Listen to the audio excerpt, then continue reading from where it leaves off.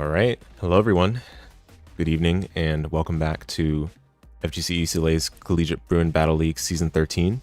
Tonight, we are holding the postseason finals for the Super Byakuya Tier for Undernet and Birth 2 Celes.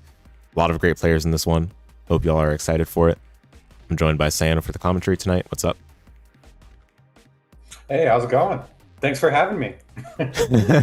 Yeah. I mean, I'm glad to be watching some more matches yet again. Thanks again for allowing me to be the part of the commentary and the streaming. Thanks for helping as always. Kushu's been with us since Season 1 and Minute 1 of the FGC UCLA. Indeed, indeed.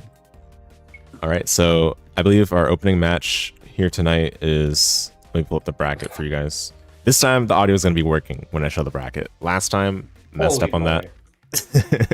A little bit of an elementary mistake. It happens. But here we go. So we've got Rexxette, Sorana to open us up. MIT, RIT being represented here respectively, followed by Pahi, pepapiglet. Sorry if I'm mispronouncing that. And then the folks that are in the round 2 winner side will be Wish, Blams, DBnJ, saucebosstm, Yokura, and Raymoo. Some familiar names and folks from the match day. Some who are going to make their debut on the stream here tonight. And let me get the scoreboard updated. Yeah, any free comments before we start the bracket from the organizer themselves, Cyano?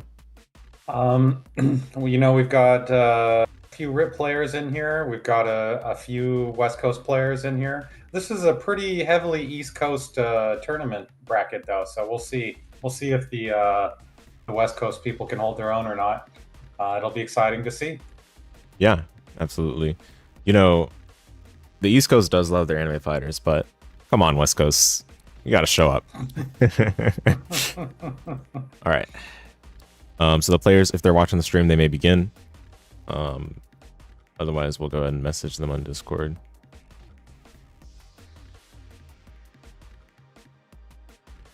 And as we're going through the brackets and stuff, let me know if there's any audio issues at any point. Last time I would not have known that the audio was not working on the bracket scene, if not for Raymoo pointing it out, so I appreciate that. All right, here we go. So we're starting off with Rexxette versus Sorana.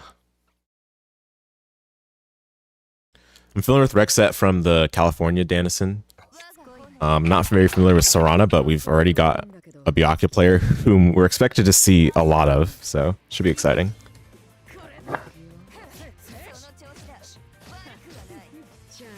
Oh, is this Sorana player known as a #1 Wish fan? Interesting. Wish is, of course, also in the bracket. Ended up our #1 ranker from Phase 2 of the CBBL ladder era. Yeah. Ooh, interesting dive kick into nothing. They're both of them seeing if they got hit or not. Yeah, for sure. They wake up CS right away. Rexxette respects it and matches and is able to continue this corner pressure here. Great to see. Rexxette has done a great job of spacing themselves for the Wagner pressure, but, you know, Sorana already calling it out a little bit. Gets picked up by the web, trying to push forward there.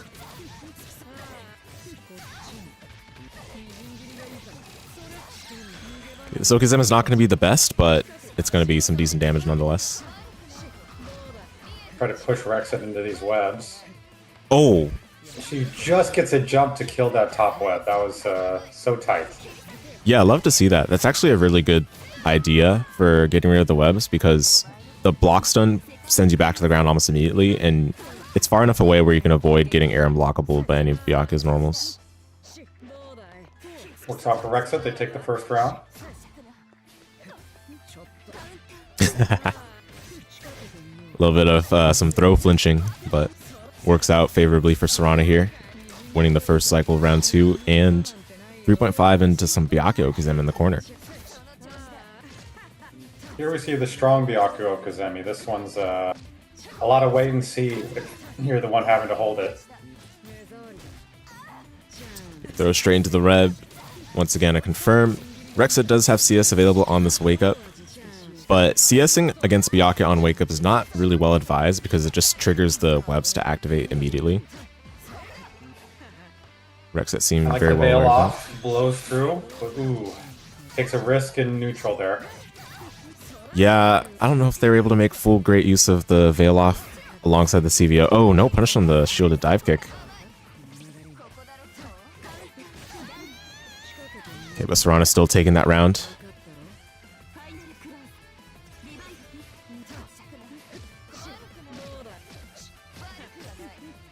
Rexxette's definitely defended pretty solidly against this Byakuya corner pressure, I'd say so far. Yeah, I think they have a pretty decent game plan for if you do get knocked down and end up having to hold this. Yeah. What we're about to see. The fake unsafe drop into another combo. 3.9. Oh dear. Oh, it went for tried to do the cross up. Whole throw bait with the force function in your face. Force function definitely is able to do that, which is so funny. Not only is it a proper standing overhead, but basically goes over lows, goes over throws, and all that stuff. But unable to close it out, and Rexxette going to take full advantage of this opportunity. Rexxette pretty much had to do that. Yeah. The double Gets buff. The 2 buffs. Oh. What do we see? Gets a hit. Smack in the head. Oh. Yeah, lots of damage there. Unfortunately given up. Charge FF is an excellent starter for Wagner, but Sorana will be taking that round in the first game. I think Rexxette definitely could run this back. Oh, absolutely. There's a lot of Byakugas out there, so they're going to have to figure out a Byakuga plan either way. Yep. Clips the legs with the dash C. Once again, a dropped combo. This time, unsafe one. I think one thing for sure in the Super Byakuya tier is drop combos can very well spell the end. Yes, you will finally be punished. Your DPs were, I assume, punished in A tier, but now even a bad whiff or something, I think, will spell the end of you. Mm-hmm. Oh. Picked up there. I'm a little surprised they didn't expect that. Seemed like a landing recovery punish, but nonetheless. Oh, nice dash under. Love to see it. American reset.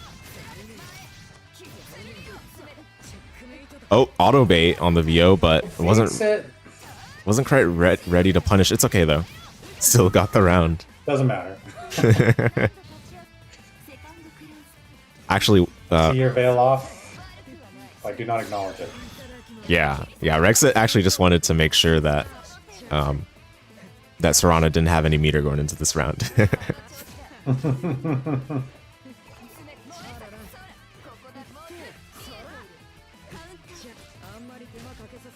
See, Rexxette was thinking about trying to win grid there for a second.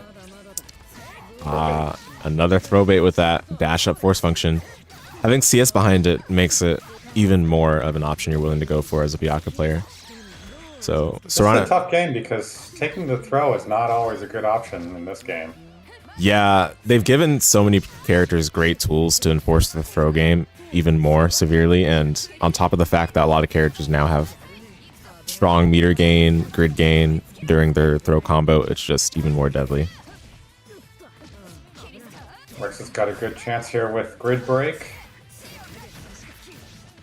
Picks up with the, I think that was an overhead. We've not seen Rexxette finish many combos in the past few exchanges. We'll have to see that hopefully change for them to have a chance back in this one, I believe. Oh, okay. They're also not getting... Oh, very nice. Not getting much of a chance to get buffs on the board, but they don't need it. Yeah. They have taken a match. It's a split series now.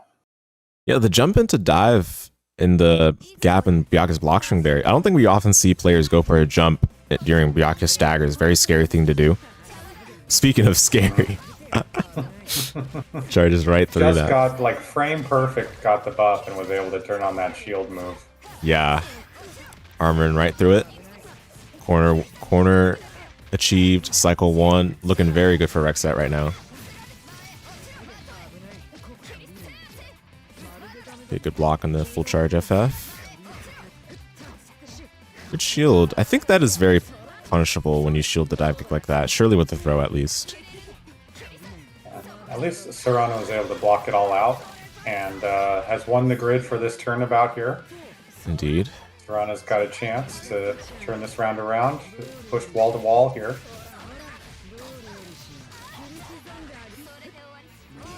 Okay, VO this time to deal with the FF.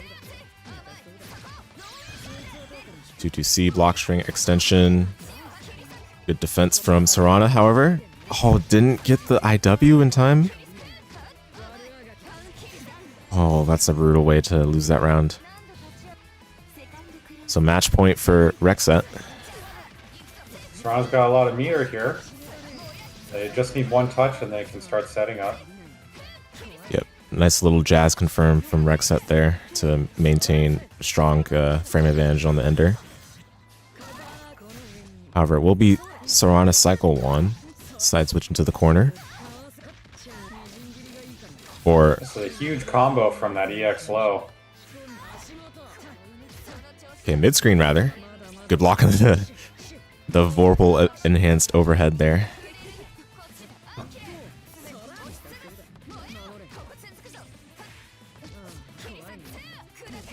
Oh, couldn't block the 6C this time.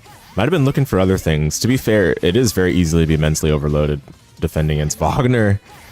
And for that matter, we'll charge FF smack in the head. Is this gonna kill? Okay, no. Yeah. 5k though. Okay, CS Nice throw. wake up grab from Sorana. Yep. Oh, makes the DP. Huge turnabout. Now this one can kill if Sorana finds the right routing here. Okay, Goes for the ops. Okie. Yeah, fair enough. Still a good position. What in what? Okay, okay. That's definitely a moment where Rexxette made the right decision and got punished for it. Uno reversal hitbox. For No real. you. Yeah, I don't know about that one. That. Come on, eh? Well, good job to Sorana for keeping the faith. Indeed. He's getting a little bullied by Wagner here, though. Good shielding there. Rexxette wasn't ready for it. Thrashing the buttons a little bit subsequently. Sorana's gonna have... Oh, okay, never mind. Dropping a throw. Another VO this time to deal with the FF. Excellent awareness from Sorana there to punish a little bit of a greedy charge FF into to buff activation.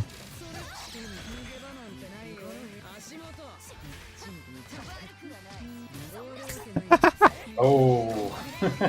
I Third time's a charm. Yeah, I could feel the bloodlust there. Sorana knew exactly what was necessary to achieve the victory there. And does so. 2-1.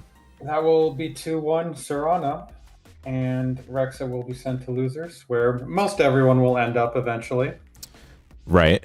And, you know, Rexxette might have to deal with further Byakuyas down there. We'll see how things turn out. But for the time being, Sorana has advanced forward in the winner's side. And we can see the bracket update courtesy of Cyano. Let me refresh my page. There we go. So Sorana will be facing their number one, or rather, Wish will be facing their number one fan in Sorana later on. But for the time being, next we're going to have Pahi versus Pepapiglet. I'll just say Piglet from now on.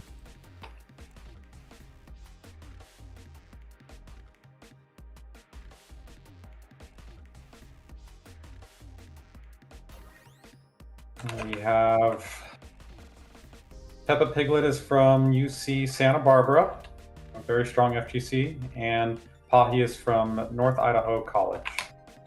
Very nice. We actually have 2 players from Idaho, which is a first for the CBBL.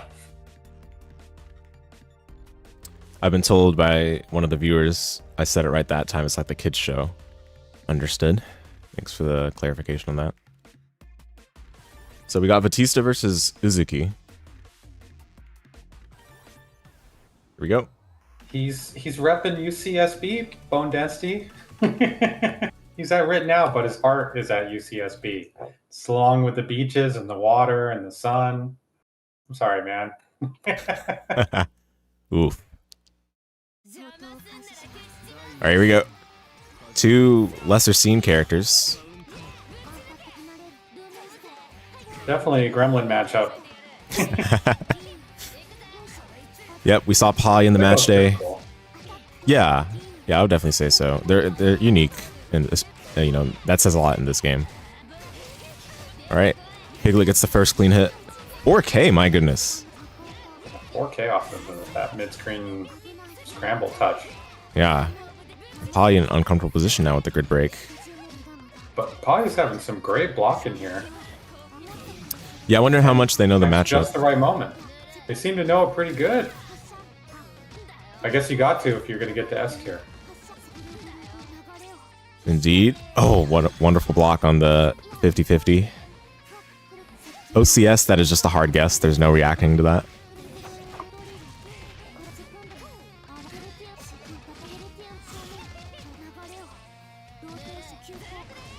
Oh, yeah. It's the ankle drill overhead. Not too much damage, though. Yeah, back to neutral. I think this is exactly where Pahi wants to be, though. Feels like this is their element. I say so, and then Piglet gets the DP after CS. Yeah. Uzuki's DP can move forward really far. Yeah. Compared to a lot of these. It's all confirmed from Pahi to get started in second round. And baited something. It looked like a throw. Couldn't tell exactly.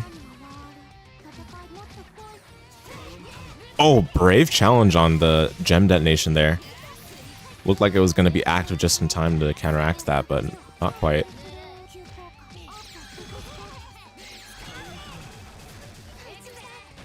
DP doing work for pepapiglet here.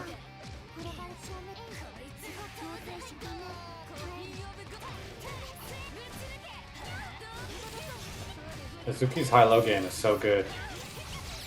Yeah, there's a lot of, like, there's just so much visual, you know, there's an array of things you have to, like, watch out for, and you're not sure exactly where she's going to be at certain times because of her nasty movement options.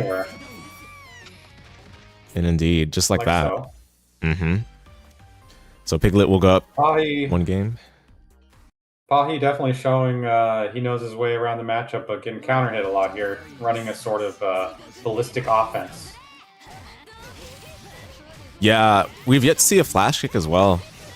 Maybe some fear being placed inside somewhat.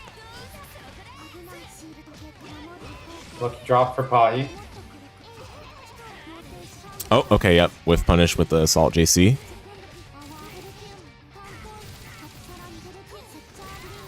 Not blocking on Vatista, dear. Maybe went for a CS and... Yeah, I think that was a CS. And Pahi finds a nice adjustment there to get ready for the super. Mm-hmm. Oh, no. No challenge in the shield, just respecting. Understandable.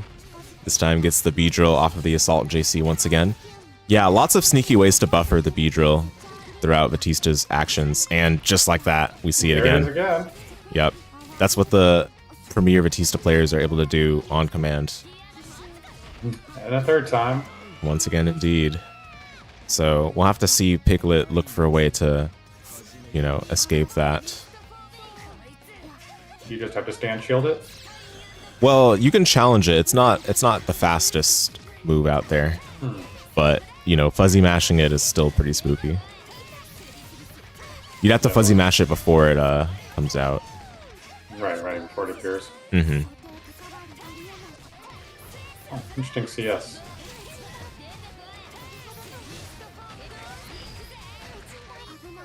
Both theater from pepapiglet here. Oh, wake up throw. Not respecting the non-Oki, I guess. Here's his globe. Goes for the throw bait. Less impressive in the corner. Harder to get that left-right stuff. Indeed. So back to neutral we are. Piglet threw 3 or 4 beams, but Pahi keeps retreating. So the Piglet finally finds the touch. And they will spend the D super. Yeah, IW to kill. That works. I respect it. I mean, when you're up one game, you put the other player on the brink. I think that's the right idea psychologically.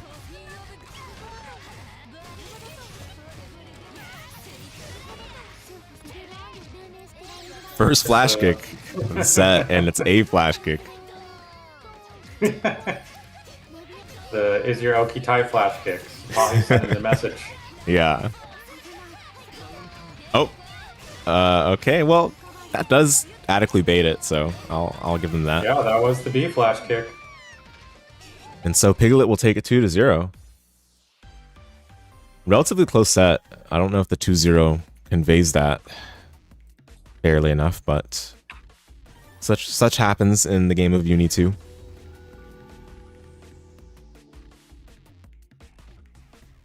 Either way, love to see. I'm not sure Blams is here yet, so let's go ahead and go to.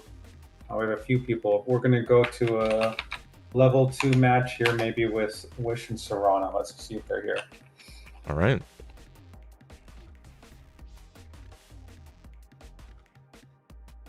I actually saw Blams in chat, so actually Blams might be back, but I think DBnJ was another one who might be slightly later.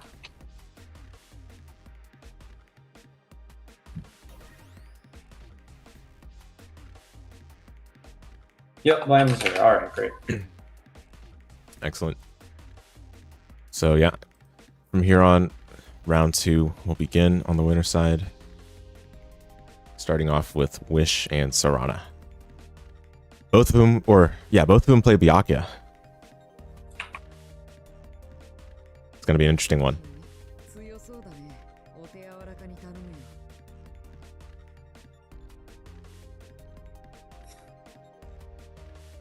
Byakuya mirrors bring back memories from Unist, where that character was much more common.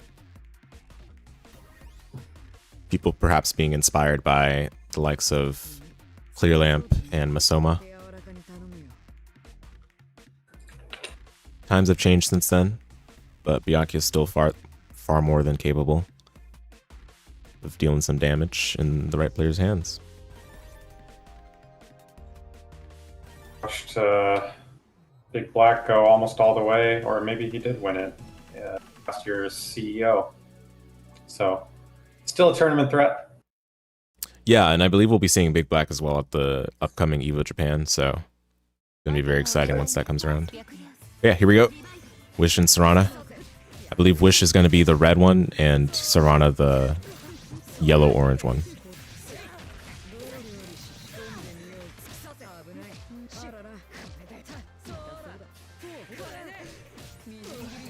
So Wish getting started very quickly here with some good Byakuya hits, and FF in your face into CS. It's probably going to be a recurring theme for all these Byakuya sets. Oh, we got some new school routing here. Love to see it. Ooh. And it's going to be perfect for Wish to get us started. Yeah, not unusual of a Byakuya round to occur. What a 5B. Almost had the conversion there as well. Wish's #1 fan, so he knows all of Wish's tricks, I assume. Yeah, that is a good point. You know, sometimes what comes with being someone who adores another player also comes a bit of strong respect that can interfere with one's ability to overcome what Sorana's facing right now. So we'll see if Sorana's able to work around that. That's true. I think because they're in the same uni, though, he equally doesn't want to be lectured after, so he's probably going to give a good fight if he can get out of these setups, which, you know, no one can, not even Byakuya themselves. Oh dear, that was going to be a nasty setup. I'm relieved that Sorana decided to VO, although because he VO'd it, or because they VO'd it, we'll never see what that setup was going to be. 15 webs. Web for every man, woman, and child. All right, Wish is going to take that Celestial into a victory. Yep, quick one on game 1. Wish not holding back whatsoever.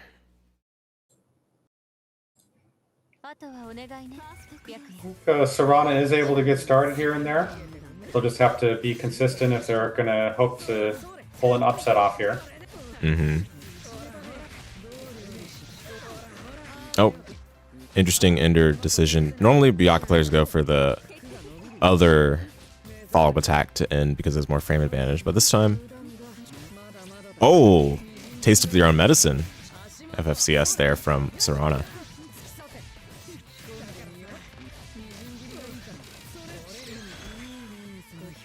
Okay, Standro Kazema here. Good throw tech.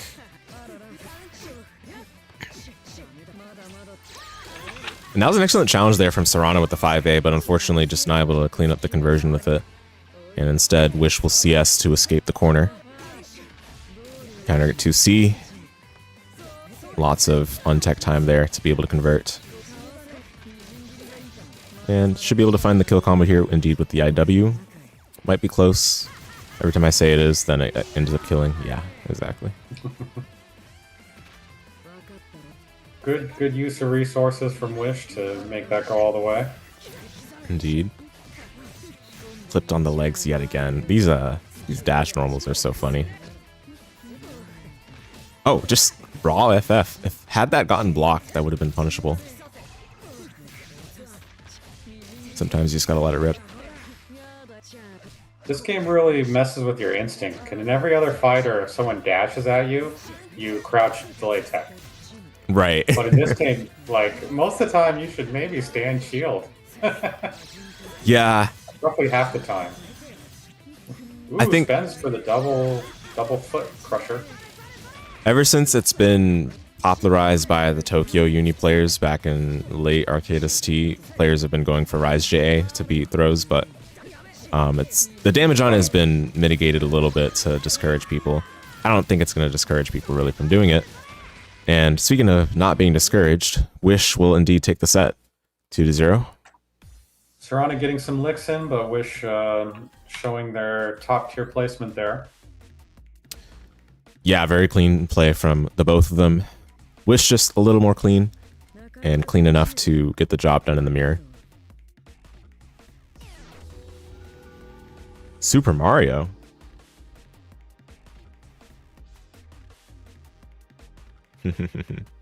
Shouts to Mario. So I believe this is Blams on Super Mario there. Sounds good. Yeah, Mario was one of the top Wagner players towards the end of Claire. And still one of the top Wagner players right now as well. We'll see if Blams can channel that in their match against DBnJ.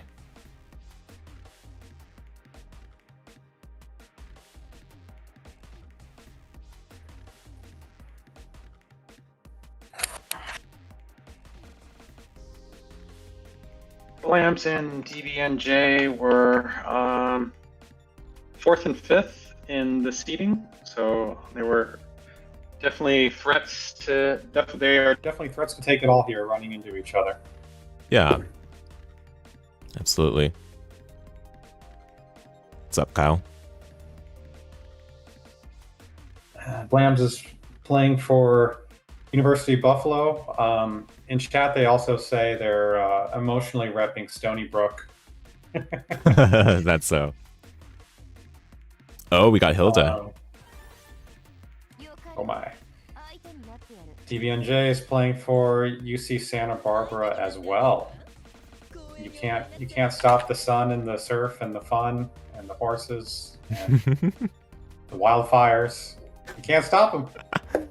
Oh dear. Wildfires. We're going to see a lot of fire coming from the side of Wagner, hopefully. Let's see what they got. Both players just taking a pause, brief moment to compose themselves before the match, and here we go. Colors right. I get your color picked. All right. We might, what We might see a spicy round start, depending on which player decides to be aggressive. Oh, okay. Oh, the back up. Yeah, walk back. Some respect already. That does give Hilda purview here. Yeah, I was thinking on the lines of dash C from Wagner or dash B from Hilda.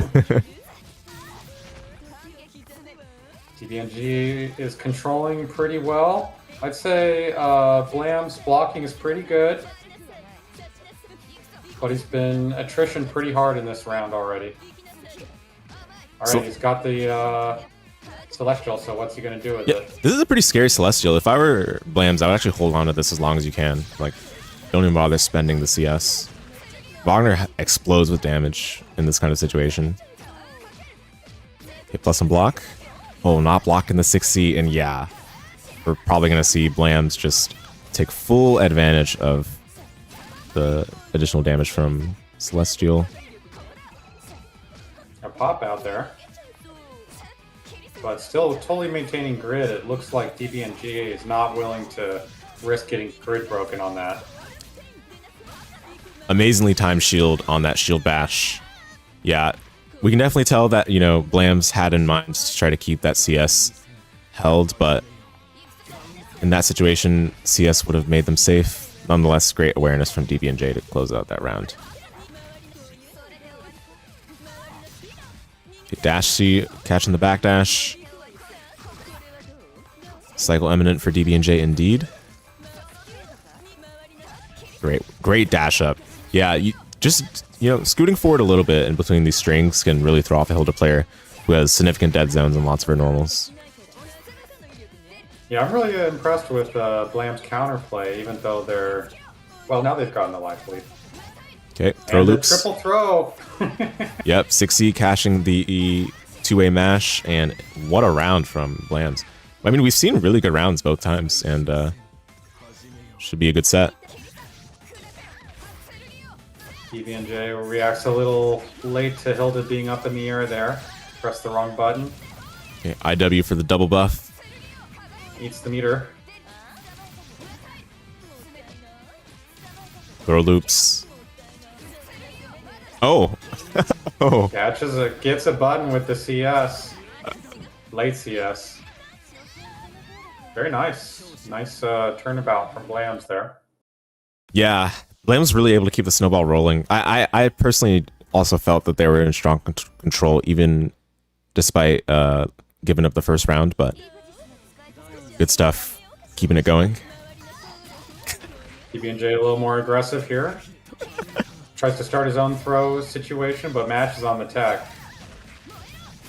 Sorry, I was giggling because almost every Retro Age message has been held for review.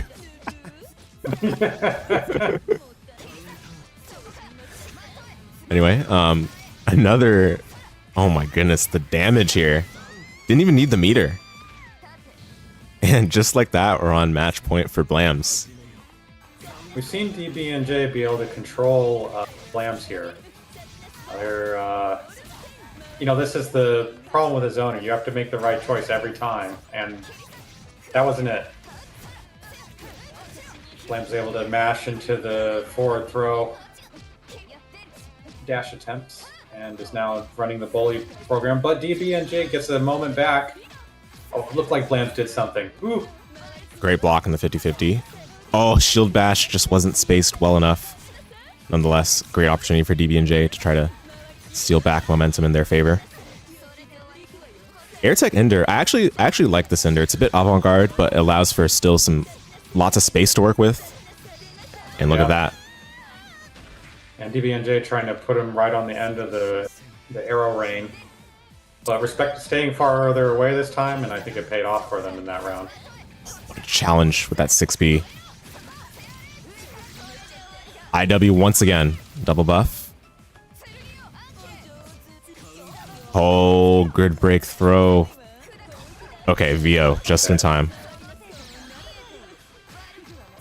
And spending it all, using that meter. Yep. Not a lot of damage from that 50-50, unfortunately. Ooh, the shield bash CS. Yep, likewise, Blam's gonna put DBnJ in a tough situation, but turnabout throw, this could be great for DBnJ. Yeah, stole that cycle as well. DBnJ, great chance to claw back here. Lots of patience, though. Patience. And oh, it's too far for the dash C confirm. Ooh. Confirm blows it and jumps, but any hit will take it for Blams now. Okay, just looking for a chance to probably put out that. He has to play so careful. Yeah, maybe holding a shield bash will kill them. Yeah, 214C on the table for sure, but I feel like. Oh, what a comeback! Holy moly, DBnJ staying alive with the careful surgeon play. For real, threaded the needle, time and time again there. Blams definitely had numerous chances to close it out, but still extremely solid play from either of them. None of that V-trigger nonsense, just pure and clean comebacks. Blams doesn't seem shaken though, still quite patient and is able to react to the throw here. Reacts a little slow to the teleport. Yeah, I wasn't ready to punish it. You can absolutely either challenge or punish that, even with Hilda having CS. Although... Oh, unsafe drop there from DBnJ. Wake up CS doesn't amount to anything, unfortunately, and... Okay, this time the defensive VO. No creeping edge from Blams. That's the kind of countermeasure you'd expect to see at this level for sure. So one more chance to live. The 50-50. Oh, the throw tech into buttons. Yep, keeping the combo simple, day one. And yet another set point for Blams here. Can they close it out? Okay. Ooh, getting the big low. I think we're going to see another IWEX. Yeah. Oh, no, we didn't. The round starts have become more and more aggressive, interestingly, over the course of the match. But this time, good chance for DBnJ. Great blocks on the overheads. Oh, but and block the assault charge JC. Mashes out of the scramble. Scary thing to do. Control again. Sometimes those stray nails can catch you after the backdash, but instead, oh, misses the chance for double buff. Still throw to kill here. And indeed, the throw will do the job. Doesn't cover reversals or something? Yeah, I have to wonder what was going through the minds of the players there, but didn't matter. Either way, yeah. Blams takes it 2-1. Very close match. I think DBnJ was probably taking the throw throughout the course of the match. I did see one throw that had a red highlight, so there was one attempted throw check there, but I don't know if you can take the throw against a character like that. Very scary thing to do. Nonetheless, excellent match from both players.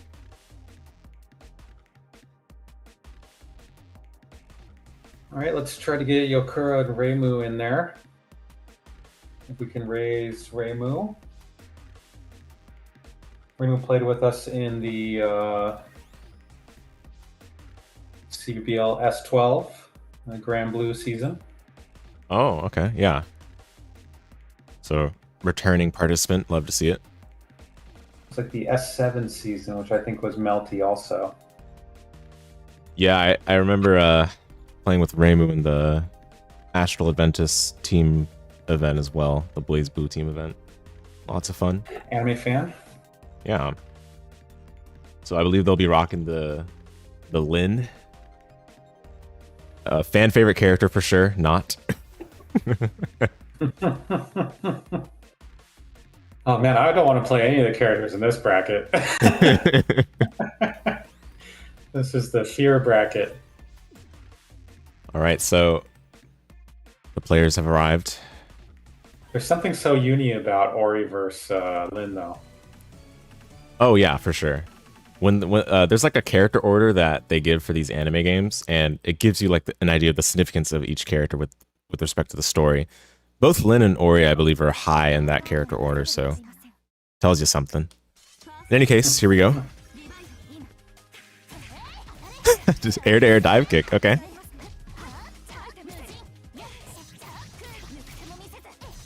Right off the bat, Raymoo showing their trademark aggression. But 2A mash from Yoku. Oh, that 2-2x Oki from Orie is so scary to deal with because you can change the timing to make it meaty or just barely not meaty, which allows for you to throw just before it would hit. And if you try to mash, you'll get hit by the little projectile thing. Fast round, honestly. Not tons of, you know, block string or defensive engage. Yeah. They're fast-ass characters. Yeah, for real. They don't desire to be in neutral for too long. Orie damage is insane. That's UNI2, man. Wake up DP from Yoku. CS DP from Raymoo, but Orie just able to fly to the other side. Oh, unsafe drop though.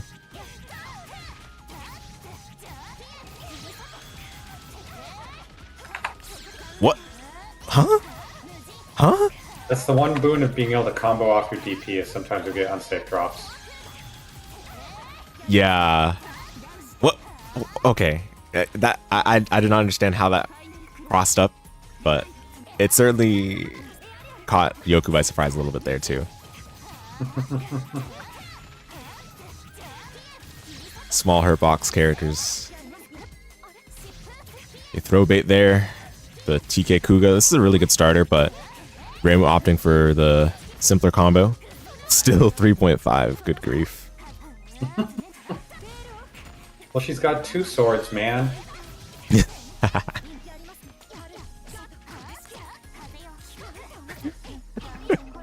Every combo goes to the counter. Alright, speaking I of... should mention here, Raymoo playing for University Urbana, Chicago, and Yokura playing for UCSB. UIUC. And UCSB. There's actually a lot of UCSB up in here. Yeah, love to see it. UIUC is, I believe, a university a lot of my high school mates went to. So cool to see some UIUC action here.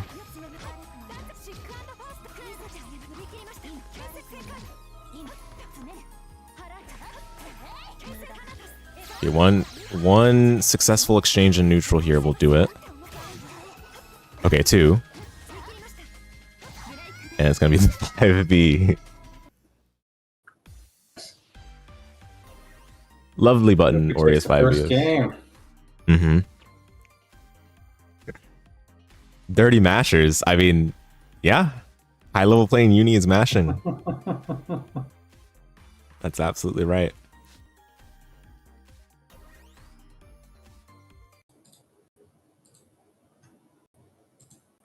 Yeah, I don't really have any notes myself on this match so far. I mean, I believe both players are feeling within their comfort zone as far as how the match has gone.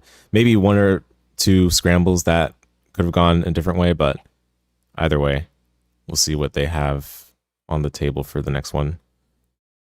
Got a little bit of a long load on my side. Are we in the match already, Cyano? I'm not seeing anything.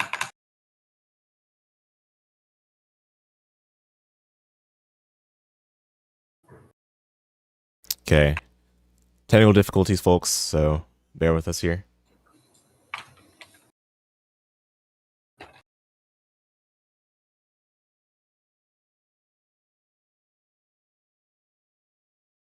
I just got booted out to lobby. Okay, I am stuck in Oblivion right now.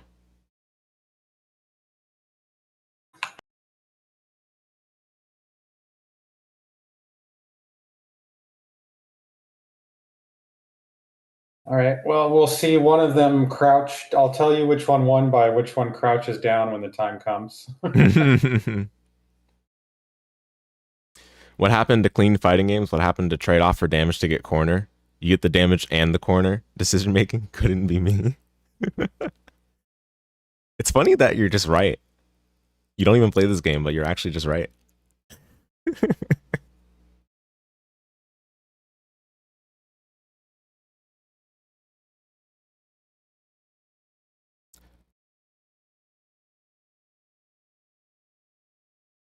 So we might be able to get them back out if Raymoo wins. Otherwise, it will be. Oh no! It also died for them as well. Okay, so I think we're just in. we're just soft locked. Okay. We're in a remake time, I think. Yeah, Alt F4. All right, so maybe you do need to cut it to 4 then. Yeah.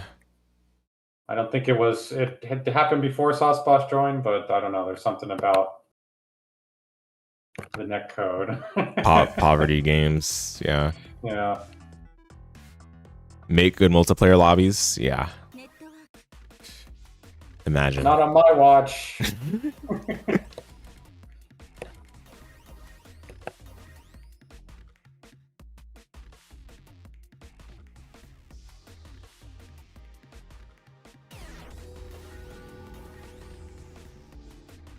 Get out of the way. Triangle. Someone alt-tabbed? No. Well, I was relaunching the game. It's funny because didn't Okizeme characters generally have less damage back then? But now they get Okizeme and damage. I don't even know if that's necessarily true, but you know, times have changed. Power creep is a real thing in a lot of these modern fighting games. Gotta have the esports complete no weaknesses characters. All right, anyway, here we go. That's So Uni. All right, we got 1-0 for Yokura. yes.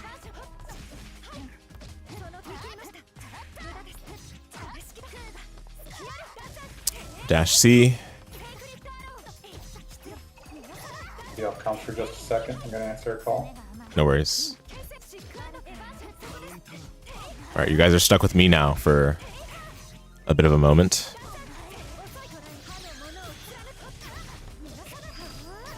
Excellent combo routing from Yokura. And Raymoo flinching a bit from the whiff buttons. Nonetheless, Yokura will be putting themselves on match point here. Round start, A thrust. Yep, with the meter backed behind it. Very valid option.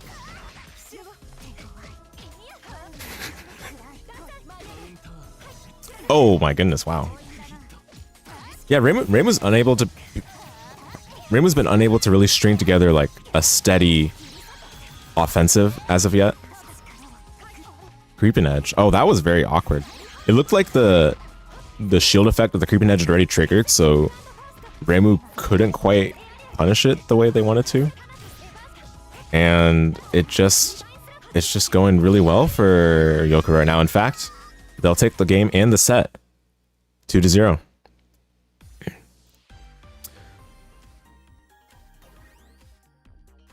Yeah, I feel like it wasn't really just like Yokura overwhelming Raymoo or anything like that on offense. It was just a number of neutrals, you know, scrambles and stray hits went into Yokura's favor. Yokura was able to cash out with the great damage.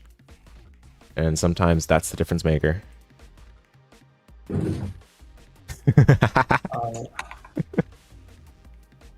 All right, next we'll have Sauceboss and Pepapiglet. I'll send them in. All right. Oh, they're both approaching already. Oh, okay. They're just playing. All right. Yep, then go for it. All right. What was the score last one? Yokura 2-0. Gotcha. So this one's gonna be Piglet versus I didn't see the other player's name. Is it Sauceboss? Sauceboss playing for Moore Park College and Pepapiglet playing for UCSB. Sounds good.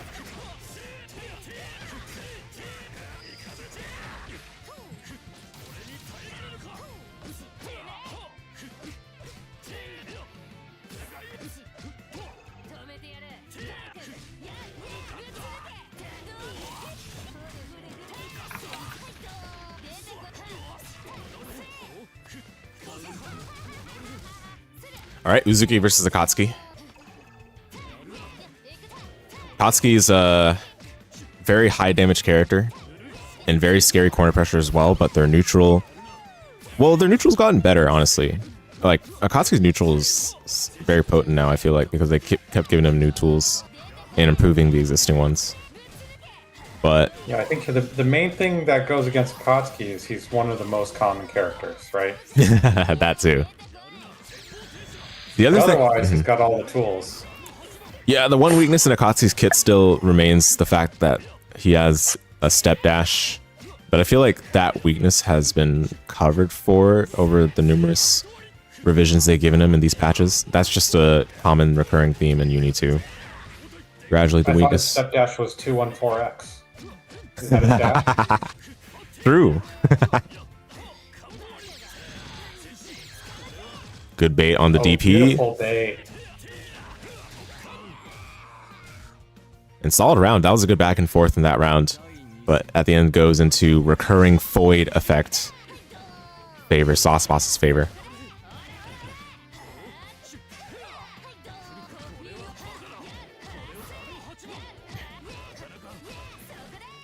Oh, no Punisher attempt to challenge on that whiffed 2-2x. I believe that's 2-2x. I've actually never played Uzuki myself, so. You got me. Oh, doesn't get the throw bait. Is Uzuki bad? Ooh. You never see her? I think she's considered to be low ranking in the tiers, but the power level is so high. It's not that she's bad, it's just that the power level, you know, above her is just too good. But when I went to Japan and faced Uzuki over there, fought one really good one called Mao, and also Neji, and they make the character look broken, so.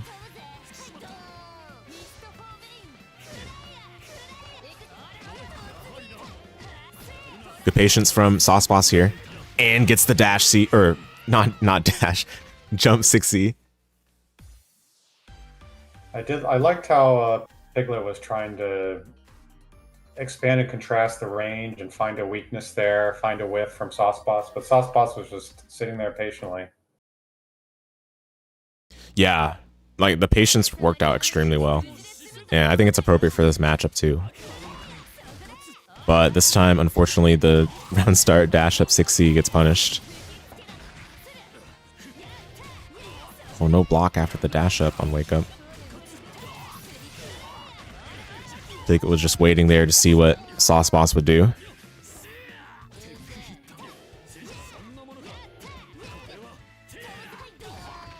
Oh, we got some little bit of trash talk banter here from the chat. Piglet's, Very dominant round from Piglet there. yeah, trying to prove the naysaying wrong.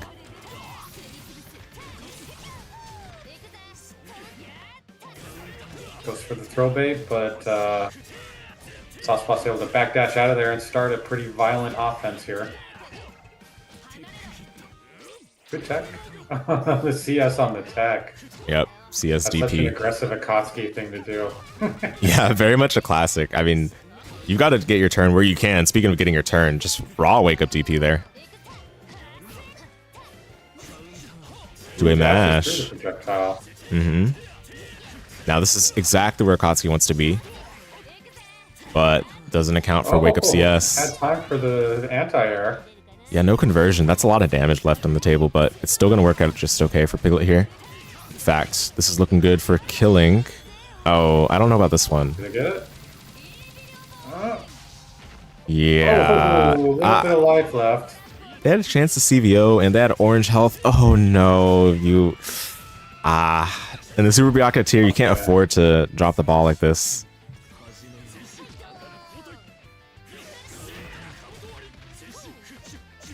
Now we gotta deal with Akatsuki with full meter.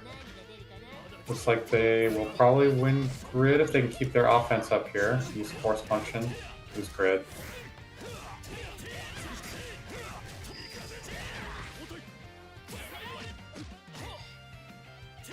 You're trying to bait something? Indeed. Bait throw. Look at this damage. My goodness. No meter spent, and you got 4.1. Defensive veil off from Piglet. Get off me. 2-3-6C winning neutral. Reminiscent of Hyde. That's pro. Oh! Oh.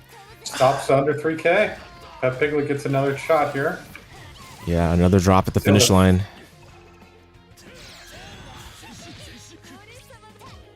Ooh, I like the CS, but doesn't sauceboss blocks in time. Okay, at least sauceboss is being patient, just looking for that last chance to get the sliver of health away. Oh, but okay. Oh, wait, and then DP. Okay, okay. Everything's okay. Had enough life for maybe another DP or two in there, you know. All right, that will be 2-0 to sauceboss. Indeed, congrats. Yeah, CSing and then waiting and then DPing is very interesting. I think a lot of players would, in that situation, DP right away, maybe perhaps a bit antsy. But this time sauceboss had just enough patience there to ensure that it would succeed. DP, of course. Switch over to the bottom of the bracket here. Get through losers round 1. We're going to see DBnJ, who I have incorrectly put as UC Santa Barbara. They're actually UC San Diego. Oh, okay. Which is Spanish for the Diego. CSB, DBnJ. Can you edit it? Not a big deal. Yeah, I can. Edit on your side, though. Yeah. Yeah. We're chilling. You guys are good to go. Go for it.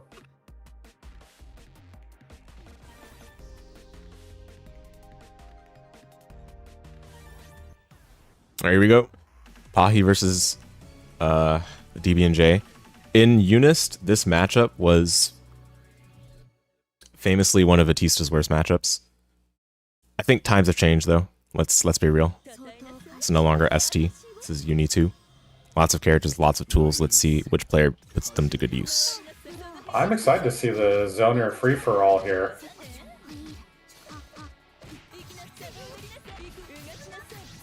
Okay, first it goes to DBnJ. Double pin ender. I like this air tech ender. I really like it. Just setting up for giving Hilda lots of space to work with for her zoning and eventually cycle control as well. But this time it doesn't work out too well. Pahi getting the corner positioning favorably. Guard thrust, the first one we've seen today. Guard thrust. The appropriate character to use it against. Yeah. Don't drill my ankle. Teleports right out of the air setup. Oh, charge 5C, good Nice break. charge. Yeah. Lots of damage here too. This is... And he's going for it. Okay, I'm not saying anything. I think this kills. Oh, no. But, ooh, gets the A flash kick. Gonna have to hold that. Yeah, I got tricked by that as well. I thought that was going to be B flash kick. Why does Vatista get this, but not a Nanase? Like, come on. I think Walt should get a flash kick. Interesting teleport. It ends up being pretty safe, actually, but it was right into the circle of violence. I probably didn't like whatever DBnJ was doing there. Oh, point blank. For 460, interesting. DBnJ very patient there and gets the throw tech at the right moment. Stays alive. Oh. It's a cheeky reset there. Yeah, Pahi was holding a button to tech there, which, you know, it came out as a gem. That's unfortunate. And this double pin ender should do it. That was 2 standing resets, basically. Exactly. And Pahi's going to have to make an adjustment on defense here, so they don't jab at that point or something. right, very optimal at the end as well. Your nest here, you can let them, they won't red beat. Most likely they won't. Alright, so going into game 2, let's see what Pahi can do to turn this around. This time it's going to be a round start. 5 BB. DBnJ barrier. New tool given to Vatista. Yeah, Pahi seemed like he was trying to stay far away that time, and DBnJ kind of dashed up to the distance where their normals would work. Mm-hmm. Correction, new tool given to Vatista in Claire, not UNI2. Regardless, DBnJ, excellent damage in the previous combo, looking to continue that with this one. Double pin once again. No tech this time from Pahi.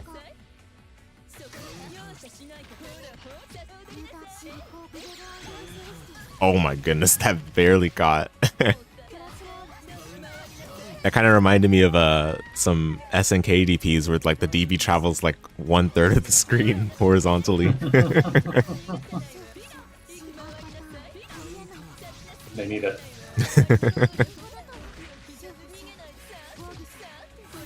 Well, he gets a lot of work out of just the very edge of the arrow rain hitting late. Yeah, absolutely. He's really using that. Once again, some lovely double pin routing into the force function overhead, and this might just do it. Pahi in trouble here, and Pahi has been eliminated. Yeah, their tournament run will end here, but commiserations. Thank you very much for participating. DBnJ will continue along on the loser side.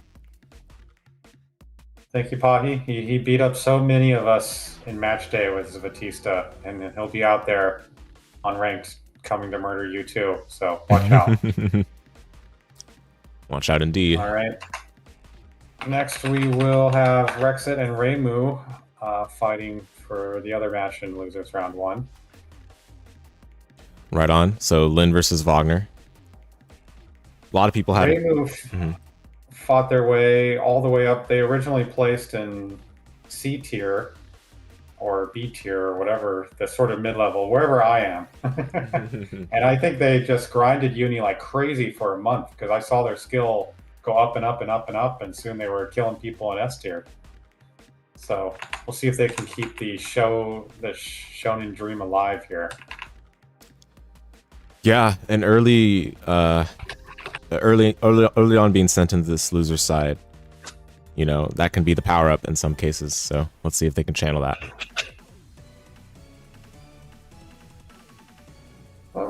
Well, Wagner was looking pretty choice too, so we'll see who's the better bully. These two very much bully characters. Yep, rush down, no breathing room, suffocate you down in the corner. Round start might be aggressive. A 5C from Rexxette. Very bold. Very audacious. This time gets the 2A confirm. 5A 2A throw.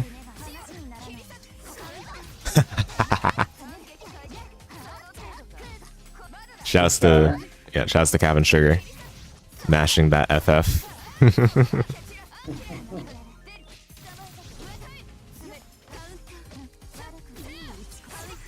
Oh, grid break charge FF. Big girl damage. Doesn't even need the meter. He sweeps along the ground, so you know it's coming overhead, right? Oh my goodness. I hate that move, but yeah. Such is Uni, and there's many moves like it. Yep. All right. Pursuit does a pursuit on the backdash. Successfully catches it with the throw. This time though, Raymoo will press on their defense in the next wake up.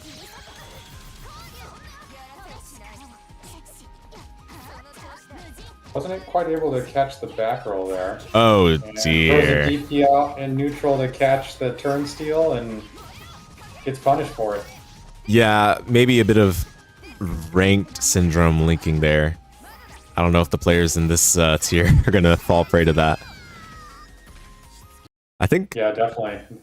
It's crazy when you get offline and you play people and they're not like acting like maniacs. Yeah. Random DPs just stop working. It's sad. I mean, I think that Mugen follow-up's only -1 as well, so it would have been fine for Raymoo to just block and see what Rexxette does. Maybe not enough info to know that at that point. But we'll see what they do in this one.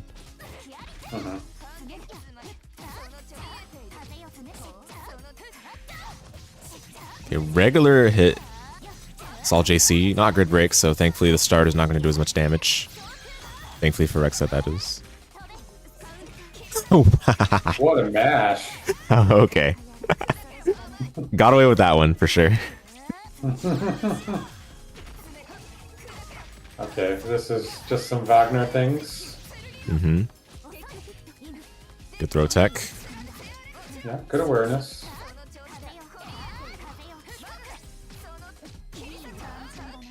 That's an awkward CS point because it's not very easy to punish Linne since she dashes through. So if you try to DP, it might not necessarily connect.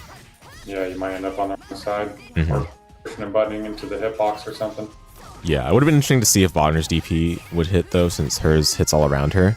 Regardless, though, Rexxette will still get the round and puts themselves on match point.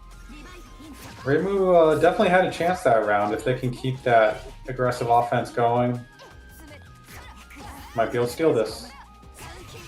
Yeah, I remember in the match day distinctly, Raymoo was able to snowball using, like, you know, the Vorpal victories, turn them into, like, Assault J6B CS for a quick overhead and such. But not able to really get any Vorpal or grid control going in these sets so far. Yeah, this is really looking like just a bad matchup because Wagner is doing the same thing but from a slightly longer range. Oh, no block. A lot of Raymoo's stuff is just whiffing. No block on the charge FF. Is this gonna do it? Just built the 200. Chance. Dash up throw. Oh, ADP. The knowledge check there for Raymoo. Yeah. We'll send him home. Or them home. So 2-0 victory. Thanks for playing Raymoo. Thanks for bringing that Midwest style in. And we hope to see you next CBBL. Yeah, tough way to go down. But Rexxette definitely showing that, you know, they're here to win in this bracket. So love to see the steady progression from them.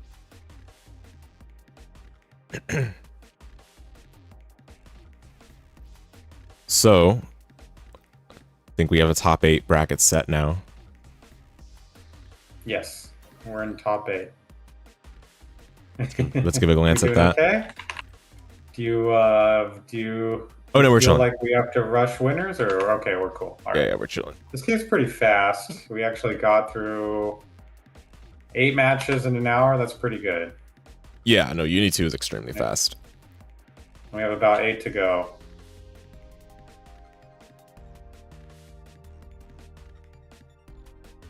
So, I think from here, the players or the character representation remaining is Byakuya,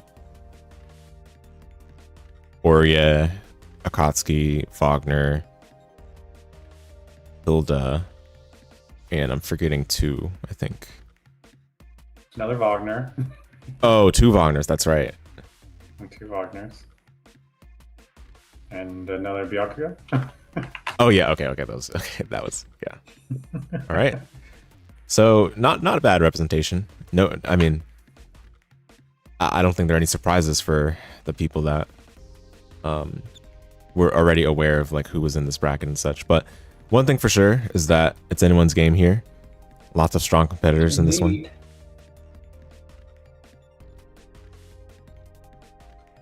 Games are fast because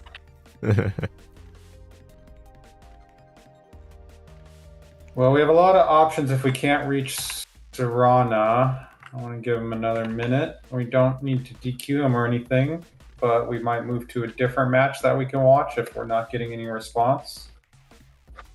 I think Sorana was very, very recently in the live chat, so. Okay, they were. All right, all good. Mm-hmm.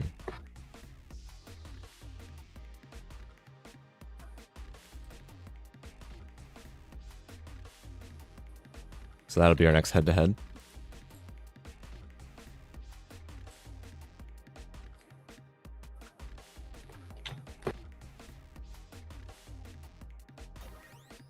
All right.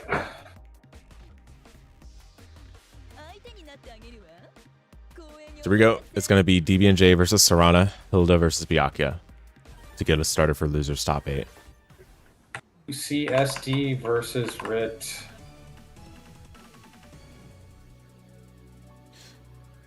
This is a matchup we saw plenty of. If any of you paid attention to the 3K versus Noah first to 7, or not first to 7, tennis set in the Midwest exhibitions. Here we go.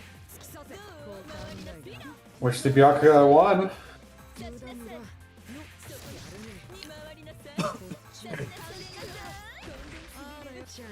All right, great start. We see DBnJ trying to rewrite history here and get Hilda out on top. Indeed. Let's see if DBnJ's defense can put up a solid fight against Sorana. That's one thing that a lot of Hilda players get exposed for. defending against Byakuya. Not used to anyone getting in. Yeah. But I mean, we've seen I really extremely like solid Sorana's play. jump there, Mm-hmm. but he's getting punished now. Okay, 3cc Ender again. Again, these are some very Ooh, nice. yeah, great CS into the 260. These Enders are very like avant-garde from DBnJ. Not the standard Hilda Enders whatsoever. Normally you'd want to be in a position to go for 50-50, but DBnJ trusts in their ability to confirm from neutral and just, you know, control the space from there.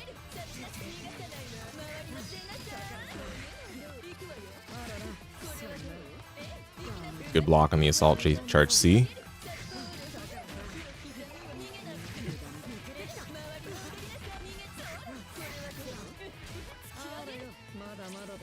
That was a drop, but Sorana was not able to take advantage. Oh, didn't block the gets last final hit? Okay, that is going to hit though, yes. Ooh, it catches an assault. Yeah, interestingly, I believe her IW is air blockable, but Sorana there, of course, was in the middle of an action, so would not have been able to do so. So DBnJ goes up 1 game. This is probably a matchup I imagine Sorana did not think much about. Certainly in the Waldstein core, we just say, well, we tried.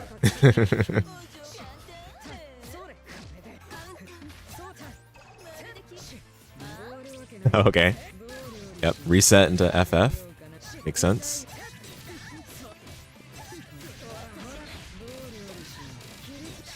And we get the Byakuya Okizeme here. So we haven't seen DBnJ have to deal with this yet. And they eat the throw. Oh, drop combo though. And the FF once again works out to bait the throw.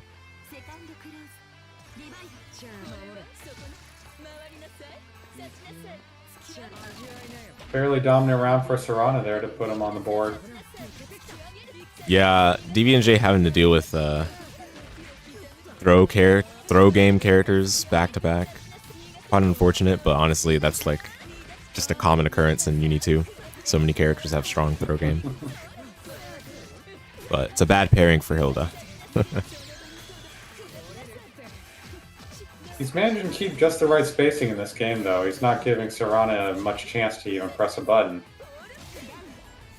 Sorana's just a little slow to react to the gaps that he does leave. Yep, and match point for DBnJ. Round start dash B.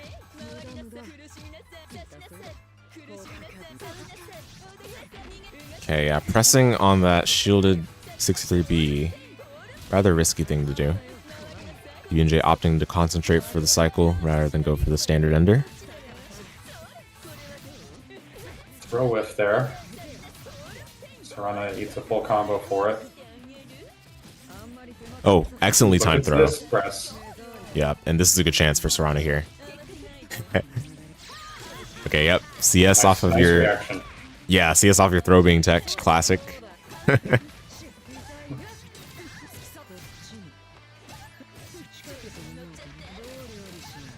I like the routing. You know, adjusted it a little bit to account for slight change in timing. And that air juggle and gets the FFCS. The force function works out for Sorana, ties it up. Yeah, He's DBnJ. the #1 force function fan. Mm-hmm. You have to be. This is the force function game. So yeah, one of the chatters noted something that I think was apt here. Definitely, DBnJ has like the higher degree of proficiency in the matchup, but Sorana has shown that if they're able to get corner sequences going, then DBnJ doesn't have the defense that can, you know, defend against everything. Yeah, I can definitely see that. The rounds Sorana has won have not been slobber knocked. It's been kind of one way or the other. Mm-hmm. Wow, that's a... Ooh, lucky drop. That start is insane for Byakuya. Oh my goodness. GGC. Oh, lovely. They spending all their resources. Yeah, lovely maneuver to get over the Roomba, but unfortunately wasn't able to trigger it. So still lingering there. It's going to be match point for DBnJ once again.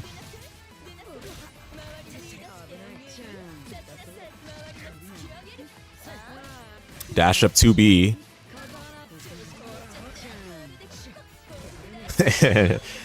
Once again, we see the VO to get out of the force function. Doesn't want to deal with it at all. That's a good acknowledgement of your own weaknesses. Like, oh, I can't do anything about that. But now DBnJ will have to find a way to deal with it. Yeah, no meteor here either, so just has to play some traditional defense. Or? Oh, never mind. Or? Just kidding. Aga gets picked up trying to create some space, but it's not a very big combo from Sorana.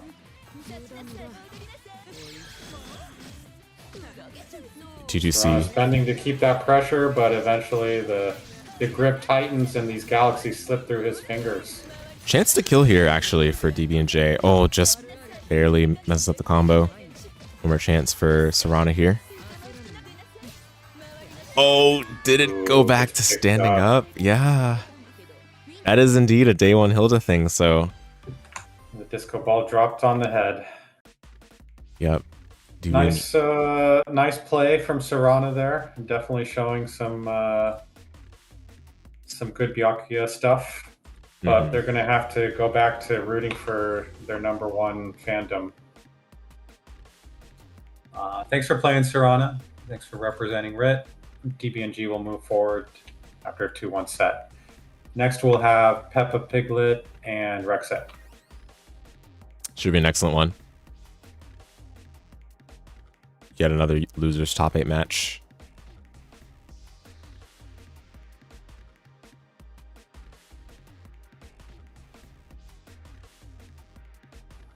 I've got to say, I'm rooting for Rexxette in this bracket for the California Danison representation, so that will be the commentary bias from me. I think Yokura is also part of the Danison, though, so she will be my other person to root for. Well, I like weird characters, so I'm going for Uzuki here to balance you out. Right on. Yeah, Uzuki, it's really cool to see someone giving the character a genuine shot. I feel like a lot of people write her off. She's definitely not that bad. All right, here we go. Let me swap the names. Give me a moment. Yeah, Rexxette versus Piglet. Hilda's got some awesome colors, Retro Rage. All right, here we go. Yep, air to air. Wall bounce from that. Tool you very, very much see from Uzuki players. Pretty brutal.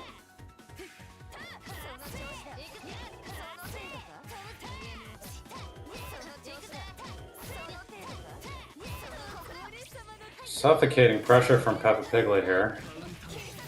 Ooh, but doesn't get a conversion. And Rexxette's able to get started. Just Wagner thinks, nice tech. Oh! The dash to bait out the DP. Very nice play from pepapiglet. Indeed. Oh, and that's right, Panda. I think DBnJ is also part of the Danison. My mistake. We love all our Danison players. People to root for. Yeah. Oh, I have no idea what that was. I think pepapiglet might have been meter greedy, but he ended up giving up the last hit there. Yeah, that can happen on occasion. You do have to practice those CS to gain meter conversions at the end of the round. Nonetheless, was able to secure it. Had to work a little harder, but oh, eats the shield brush. It's so funny to me that Wagner can convert off that, and it's also plus now. Like, oh my goodness. 2016. I mean, it's 2026, man. Dear me. All right, so, oh my goodness, snowball round. Everyone eats that. Yeah. Rexxette is able to run a Wagner classic there. That's a round you just got to put that one behind you and carry forward if you're Piglet. But if you're Rexxette, you want to continue it as much as possible. Make the nightmare never end. That's what's happening right here. Got the double buffs standing on top of you in the corner. Oh my goodness, this damage. Rexxette trying to stand pat and block out. I'm a little curious. And yet another FF for the PP. They rushed forward there. I wonder if they're trying to run up throw and they're just a little too slow while we're getting the FF. But anyway, the first one will go to Rexxette there. Yeah, there was a dash block I saw from Piglet towards the end of that other round, but wasn't able to stand up in time to block the FF. A lot of players will use crouch block during their dash block, but sometimes you do have to still be present of mind for overheads. So Piglet gets the corner in the cycle here.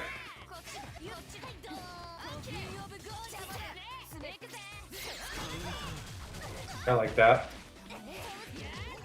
Someone dashing in that aggressively, probably pressing a button. Probably. Yep, alright, gold throw. That's a are you awake check.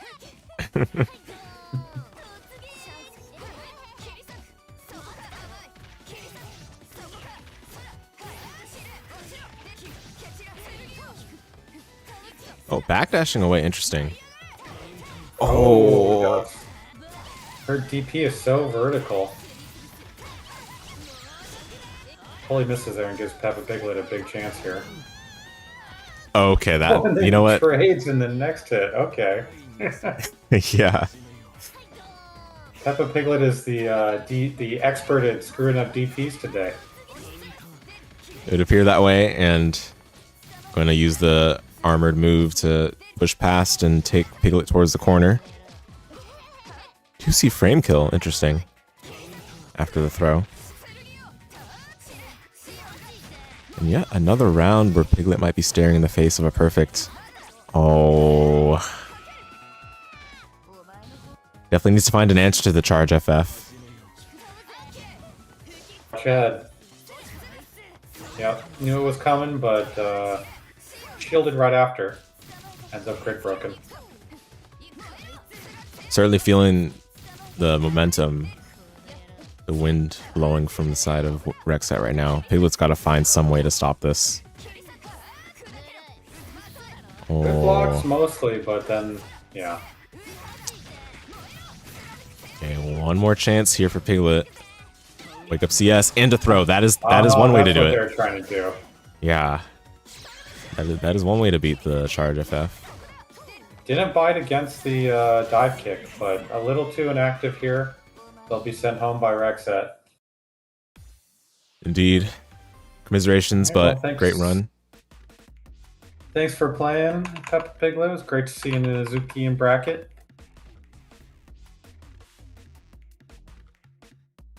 We'll see if the future opponents of Rexxette's can use this match as notes to know how to deal with the charge FF. Did you say that was 2-1 or 2? That was 2-0, right? 2-0, yeah. All right, now we can return to and must return to winners. And we'll take Wish and Blams.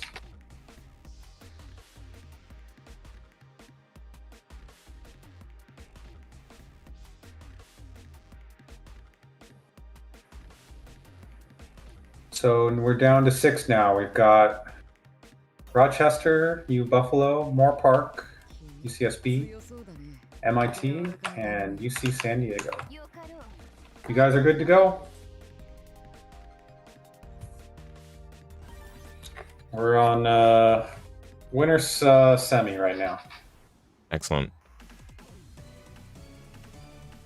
So Blams versus Wish. Should be a good one.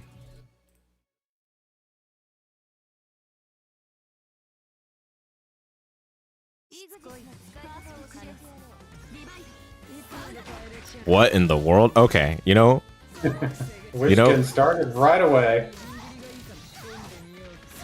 Yeah, new year, new ideas, man. I think that was charge FF round start. I'm still just in awe of that one. Slapped him right out of the air. So right. Blam's able to fight out of the corner here.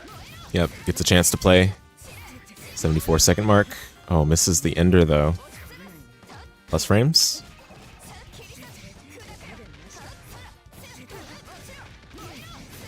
Doing some toenail clipping with the 2As. Oh, VO. Ooh, finally a punish on the VO.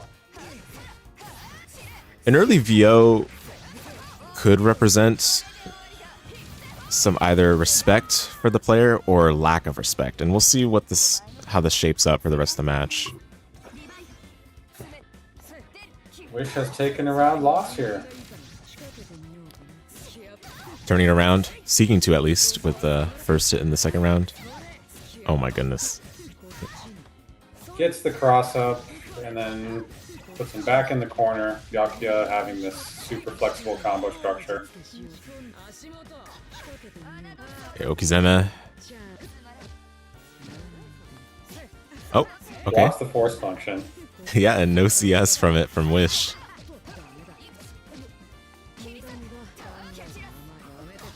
Okay, guard thrusting there to avoid getting grid broken from the throw. That might be it. Alright, Wish runs it back. Yeah, that is a very appropriate application of guard thrust. Blam's certainly not ready for it.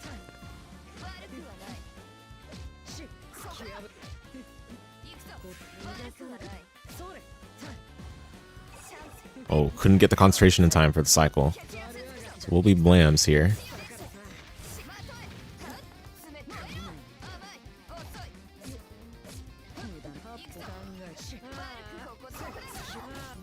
Oh, very calm defense from Wish in that sequence.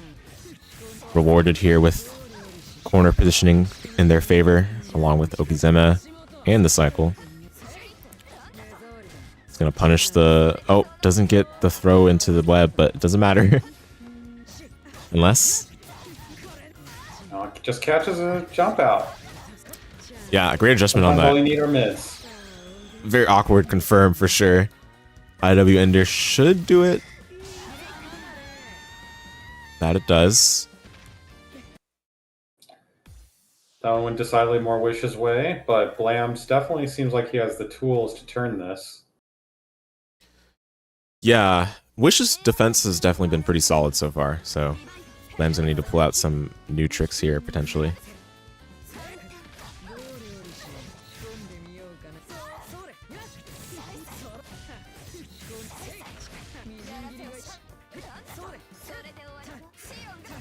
Okay, spaghetti and meatballs for sure. Yeah, hoping for some kind of hit there on the dive kick, but unfortunately it's going to go into the trademark Byakuya corner Oki instead. Oh my goodness. I could not see that. From the top of the screen to the bottom of the screen. And that will be the round for Wish. Certainly all the viewers got hit by that as well.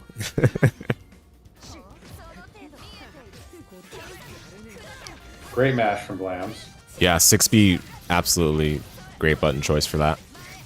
And look at the damage. Oh my goodness. Reversal throw. And that's going to win Wish the cycle. But another 6B opera from Blams. He's got the side switch on deck. Oh yeah. He's mashed again on his own Oki. Yeah, Wish was using the leverage of having CS on Wake Up available, and Blams definitely did stutter a little bit in accounting for that. Nonetheless. Still got a big advantage here. Can he finish this combo? No, Ooh. that's, yeah, unsafe drop. Awkward ender. And Wish turn this one whole around.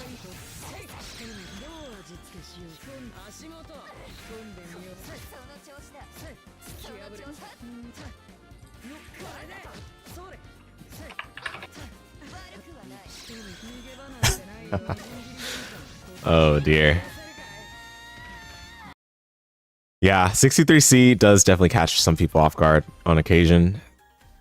That's one situation to pull it out if your Wish situation where it's early on in winners, not much on the line. Good chance to book your ticket into the winners finals, and so Wish does. This won't be the end of the run for Blams. Yeah. Wish will be waiting in winners finals for whoever wins our next match, Sauce Boss versus Yokura. That's right. So we'll be seeing Blams in Sweet Losers quarters. Yes, losers quarters later on. So next up we've got Sauce Boss and Yokura. Akatsuki and Orie.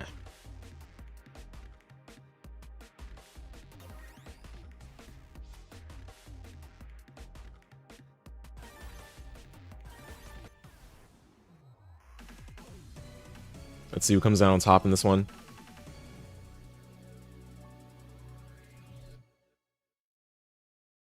Two supposed Shoto characters. Not really. Akatsuki more so than Orie, that's for sure. Here we go. That's our dash block from Sauce Boss, playing it safe, but caught out by the jump 2C from Yokura early on.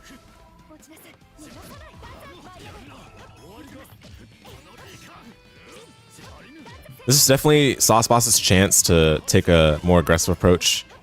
Not as much of a matchup where you got to be sitting there and waiting in neutral per se. But on the other hand, Orie is just so dominant with her buttons and with her tools that it might be difficult to enforce that aggression. Although, okay, lots of damage left on the table with the missed chance off of the Bitatsu, but it's okay. Grid break, assault, JC. But no one's blocking. No one's blocking here.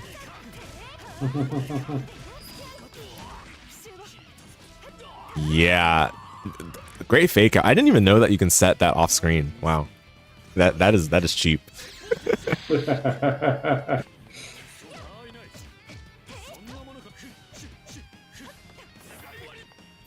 I've been following this game. And Sauce Boss dancing around each other here. Yeah, following this game since 2016, by the way, and didn't even know that you could set it off screen. Oh my goodness.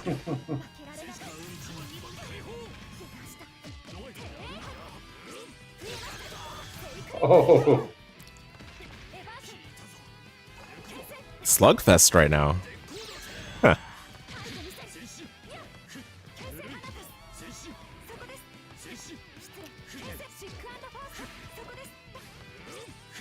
Yeah, really hard to pursue that backdash even after you've successfully spotted out with CS. I guess IW could have potentially chased it down. Oh, he gets the CS out, but gets picked up by the foot. Yep, still gonna win the cycle though, Sauce Boss will. Although, I don't know if it'll matter with this ender. Yokura appropriately disengaging beforehand. However, gets caught up by the stagger two-way pressure. Not gonna kill though. Creeping edge and backdash, yes. Ooh, could air throw have worked out? I do wonder. For now, I'll have to remain a mystery as Sauce Boss faces one more Okizeme setup here. Guard thrusting out already. Love to see it. Look at the time, 10 seconds. J6C, just in time for Sauce Boss to get that round.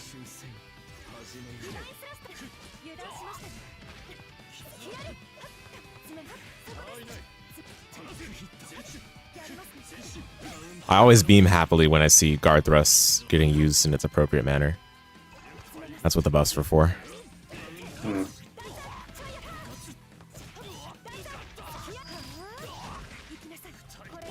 Oh. 6B. Okay, the famous. kind of layer one of that setup. Yeah. Okay, we're out of here. Yeah, no canceling as well in the confidence that it'll hit to get that mutalist crouch confirm, or rather, special cancelless crouch confirm.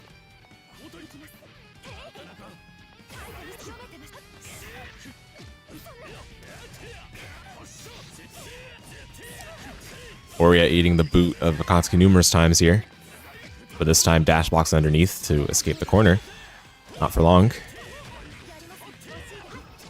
Oh, missed the chance to get the throw on the grid break, or rather the green shield. Isn't gonna matter though, and gets the IWIX after the round already ends. making Yokura have to watch this cutscene. The classic. Yeah.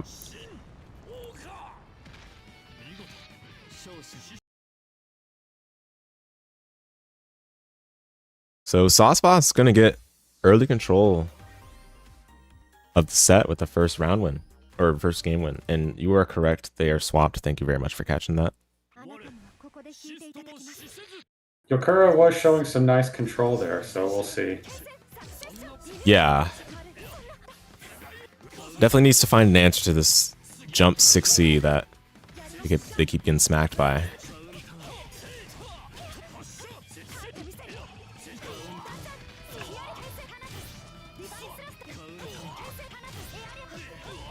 You drop combo into a scramble. Oh, wake up DP. Oh, yeah. Akatsuki's DP is a weird one in that you have to like walk back a little bit if you want to keep the corner as you're punishing it. Otherwise, that happens. Don't you love DP punish knowledge checks? I sure do.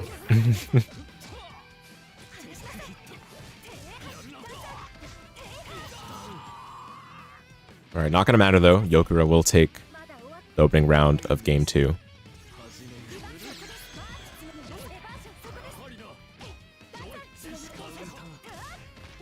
Mind you, this is still winner side, so both players still have a chance to just gather the adequate info for potential future pairings.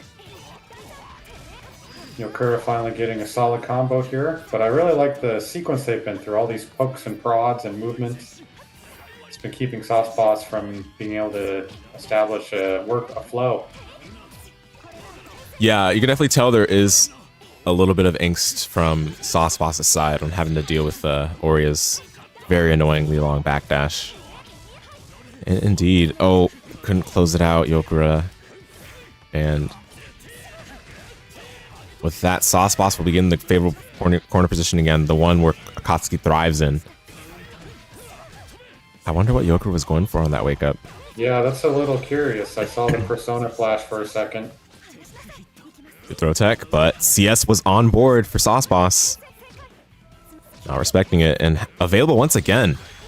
Excellent cycle management from Sauceboss to get basically 2 CSs in a row.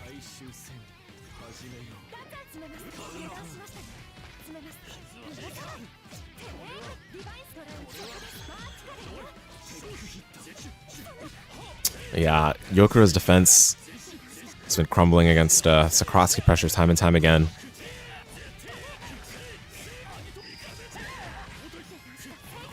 Wake up DP.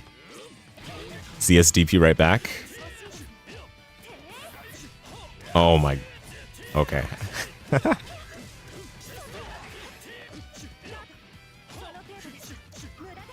Guard thrust.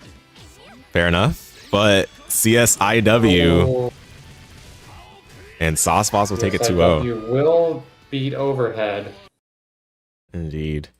Yeah, Sauceboss's ability to just control the cycle that many number of times, and Yokura not taking it into account when she was structuring her pressure, definitely was the deciding factor for that one. So unfortunately, Yokura will be sent to the loser's side. Not out of it yet, but we'll have to face down some of the players in the loser's bracket. In the meantime... Next we'll have Blams and Rexxette. That's right.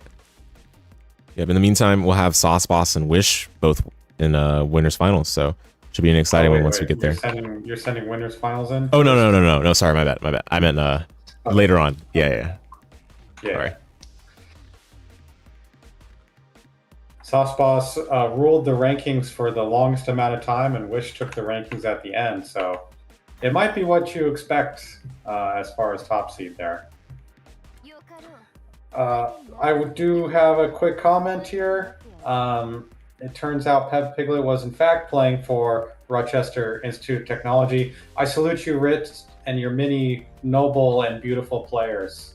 I haven't seen them, but I assume they are beautiful. So thank you for playing for us, pepapiglet for Rit. Okay, small correction there. Anyway, these guys are good to go for the Wagner mirror. Yep. May the best Wagner win. Wagner up. Wait a minute, that's an Izumi plate. Traitor.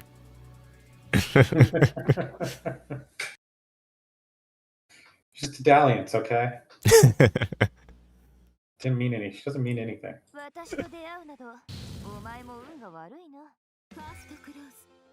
Here we go. Round start dash C from Rexxette. But it's going to be Blam's getting the first clean confirm. 3.6. You guys already know the drill, both literally and figuratively.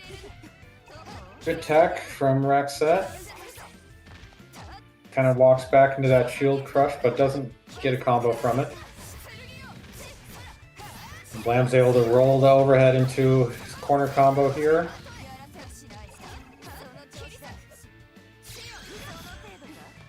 Yeah, just J236C to try to escape from the corner, Rexxette.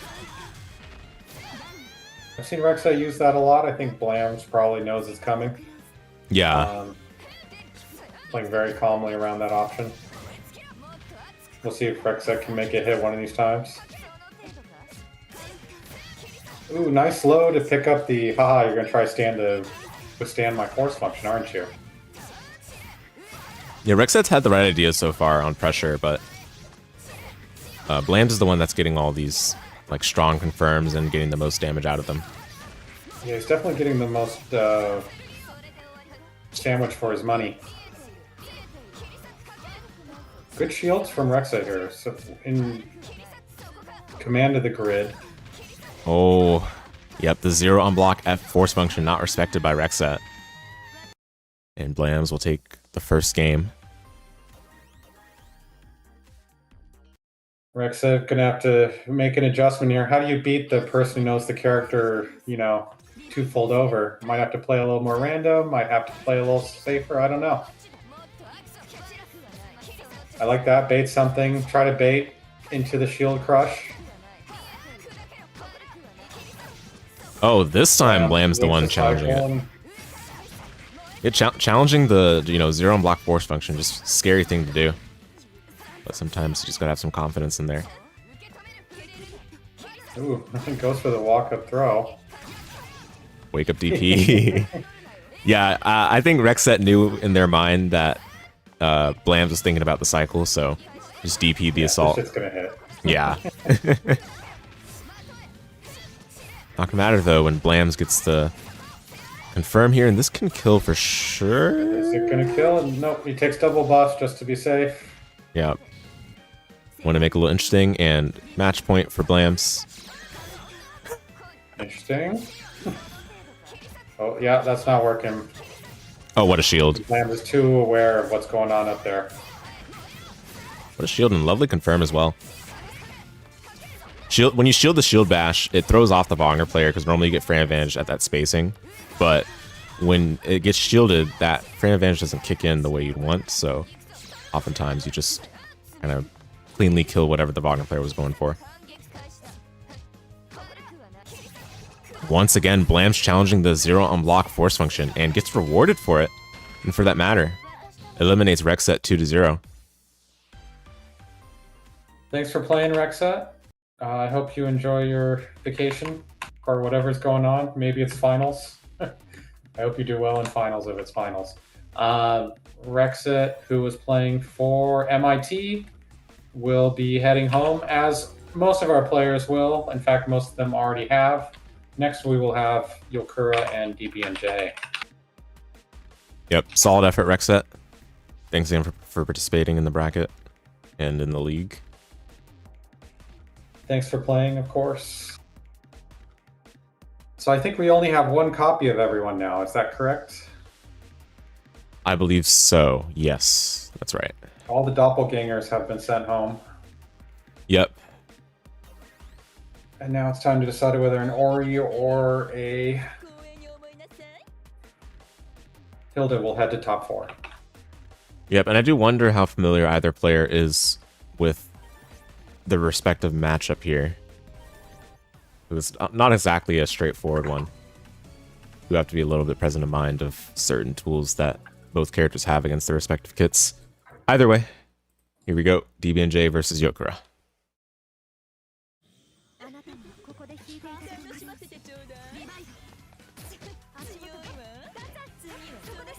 The round start chase from Yokura with the dash up and starting some pressure. DBnJ playing very patiently for now. Let's see how long that lasts. And it's going to be Assault JA, the first spotting of that from the day. Or on the day from Yokura. Not able to get much out of it, unfortunately. And instead it'll be confirmed from DBnJ, which should earn them the cycle.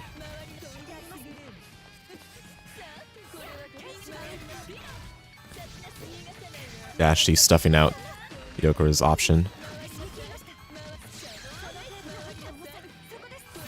Oh, I actually like the idea there from Yokura, trying to go for the air-to-air JC, but just not spaced adequately enough, and it's gonna pay the consequences for it. Yokura's gonna have to make a quick adjustment here. Fairly dominant round from DBnJ. Oh, DBnJ didn't expect that to hit, I think. Yeah, not a very common way to score confirm for Hilda. Okay, 6B. Sometimes you just let that 6B rock. Yep. One of the strongest overheads in terms of how easy it is to see it. Yeah. Standing overheads, that is. There it is again. Indeed. All right, we might have found the hole in DBnJ's defense here. Sure looks like it. You can only hold so many 4Ks. Yeah. But, you know, since it's been pulled out early, DBnJ has some time to try to find an answer to it.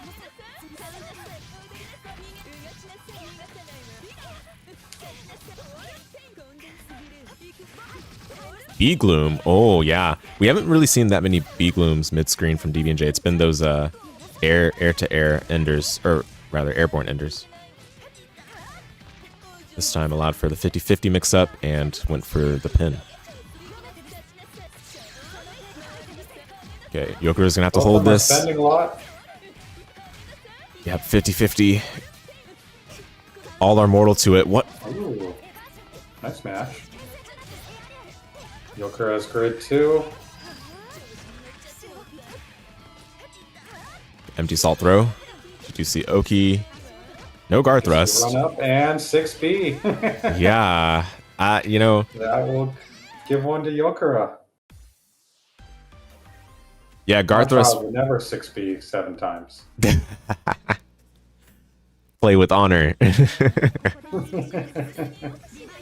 No throws, dude. If you use throws, you didn't actually beat the game. Didn't beat me. Nice counter strike from Orie there. Okay, this time block the 6B. Yeah, okay. We got some adjustment from DBnJ. Steer ender this time. Oh, excellent whiff punish. Not able to put him in block stun, and Orie can strike from anywhere on the screen. Yeah, very unfortunate drop. Like, again, decision making was spot on, execution was spot on until that very moment, and prime opportunity for DBnJ to get that round. From down, the charge, B thrust. Literally, I mean, we're in downtown right now. Into 6B. Mm-hmm. Okay, wins the cycle, and gonna be some good Okizeme here. Safe jump, interesting. DBnJ sees him go up and teleports out. Guard thrust gets eaten by the Roomba. That is so funny. The guard thrust just gets punished. Wow. That was 2 6Bs in a row there. Yeah. In most games, the guard... It works. In most games, the guard cancels are like fully invincible, I believe. Yep, just standing here patiently waiting for this to come out, and it pays off, but no conversion from DBnJ. Yeah, honestly, that's a victory for Yokura. I would feel in their position, but yeah, it's anyone's game still. I respect it. Just the aura of the 6B leading to a victory for Yokura there. Mm-hmm. Okay, wait, that was a dash block. That was not actually. That was not supposed to be a 6B.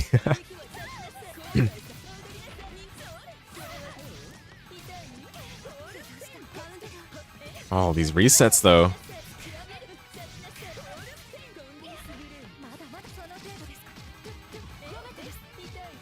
DBnJ looking comfortable this round. Oh. Puts the Roomba down and figures out exactly what Yokura was looking for, and that kind of hard counters it. A gap in the pressure. So DBnJ ties it up. 1-1. Mm-hmm. Close game. Very much so. The adjustments have definitely come through in part, at least, but... Oh, there. Yep, indeed. Blocks a 6B this time. But sometimes you got to do more than just block it. You got to show that you can, you know, squeeze in your 2A in the gap. We're seeing the full suite of mix from DBnJ, I think. It's picked up by Yokura's mix, including a little move I like to call 6B. Yep. Doing it after the 5C was definitely grimy there. I think caught DBnJ off guard. I mean, that's what it's intended to do for sure. Yeah, hey. You can reverse beat if you want to. Mm-hmm. And set point for Yokura. Try to keep their loser side dreams alive. DBnJ nicely patient there. Blocks the thrust and counterattacks. Ooh, catches the feet. Was able to convert that. Didn't look like he was going to be able to, but picks up 2.5k for it. Yeah, early standard just try to get some grid for the next cycle. Ooh, the bait with the concentrates. DBnJ somehow steals that cycle. Like, it looked it was in Yokura's control the whole time. No VO on that CS spotting out the button. So instead, Yokura will get Okizeme off this. Couldn't quite catch the green shield with the throw, but it's okay. Yokura wants to keep pressure here, spending to try to nuke DBnJ. DBnJ in trouble here. Yeah, one last chance to... Oh! DBnJ decides to just block it out, but gets run up thrown. Yeah. Fell not to the 6B, but to the throw, which, you know, all are mortal to. Nice adjustment to Yokura. Stop using the 6B, start using the throw. Thanks for playing DBnJ. Thanks for repping UC Santa Barbara. UC San Diego. UC Santa Barbara will move ahead for now. So we'll do one more, the loser semi, and then it'll be first to 3 after that. So we'll have Blams and Yokura right away. Sounds good. Yeah, well fought to DBnJ. Commiserations, but, you know, always something to pick up from on these matches. And love to see that, you know, there was some Hilda representation in this bracket. Oops, went to the wrong place.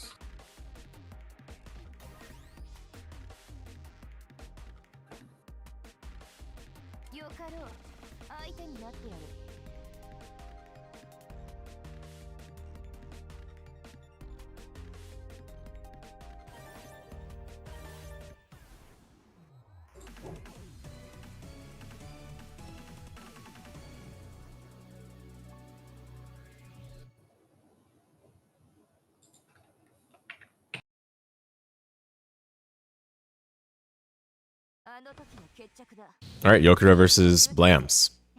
Loser semis.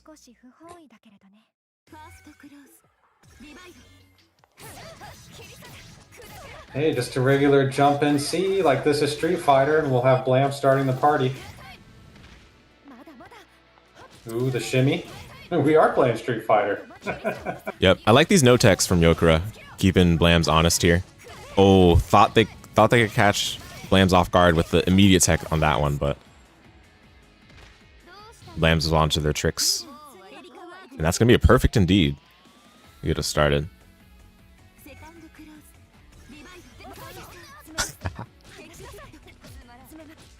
Oh, how Yokura would have loved to have some meter behind that thrust, but unfortunately has to just be content with the small hit there, and this time Blams will be the one to get the first conversion into the grid brick throw. That's Blam's 5th throw or so. Oh, yeah. So, yeah, I do understand what Yokura's trying to do, Blams has just been really, really patient and on point with these Okizemes. Baited the wake up DP. For 6k there. What a punish from Blams. Crazy 5.7. Wagner damage. Oof. Yeah. So that's going to be a very quick first game. Yokura gotta be more careful around the strike throw game. Yeah, I mean, the no text and the delay text are definitely the right ideas, but might have to still play patiently for now. Oh, okay, fine. Sorry. Going for yeah, the match is how you beat the shimmy. So yeah, my mistake. Please go right ahead with the wake up 2A. Okay, wake up CS, but ooh, the faster button wins. That was the quick draw. Yeah, Orie does have a 5-frame 2A, but Yoku opted not to go for it. And it's going to be 3.4 from Blams on the punish there. Guard thrust. Cycle Eminent. Maybe that's why. And indeed gets the 5B whiff punish. Alright, this chain shift goes better. Mm-hmm. We'll see what Orie, what Yokura had in mind for their turn this time. Anti-air thrust. Wow. No conversion, but still wins the cycle. And I'm surprised I can't get anything for that. yeah, maybe just wasn't ready for the hit. Yeah. Still gonna get the round.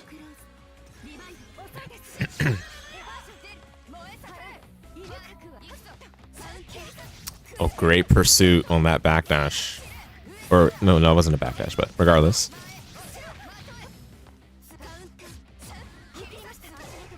Oh, 2C challenge. My goodness.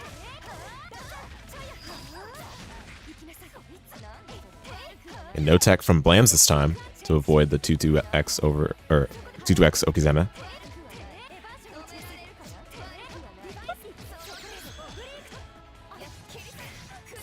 Great pressure from Yokura, but Blam's able to block it all out. Oh, what an anti-air drill. What a pickup. Yeah, you're gonna get full conversion So out of it. though, at the end. Oh, it didn't have buff. For something cheeky too. Yeah, a little bit of scrambles here and there. Bad. Man. Yeah, we're getting into the chop. Oh, just on the shockwave on the toes.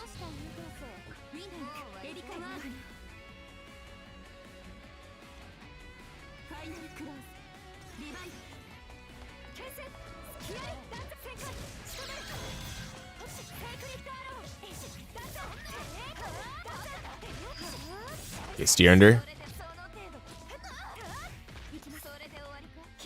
What a whiff punish. Love to see it. Yoku dashing up, walking back slightly to delay the approach. Caught by 214C full screen at the very end of its animation. Oh, brutal for Yokura right now. Gonna have to hold out with really good defense for the time being. But the throw loops are very strong from Wagner. Grid's back. Nice tech. Yeah. Nice job taking the throw. Nice job taking the throw. Now you got to deal with the post CS RPS. And Blam's gonna take it 2-0. Not choose right there. Yeah, I feel for Yokura in that position. I mean, you just have to play really solid defense for such an unreasonable amount of time. Sometimes, against Wagner especially, it's just too much to ask for. Regardless, really good showing throughout the whole bracket. And thanks very much for participating. Plans will be moving forward. For UC Santa Barbara, Yokura. It's good to have you in the league. Mm-hmm. And our highest Orie goes out. Yep, so that'll be Blams booking their ticket towards losers finals. And we're gonna head into our first to three set here between Wish and Sauce Boss. Should be an exciting one.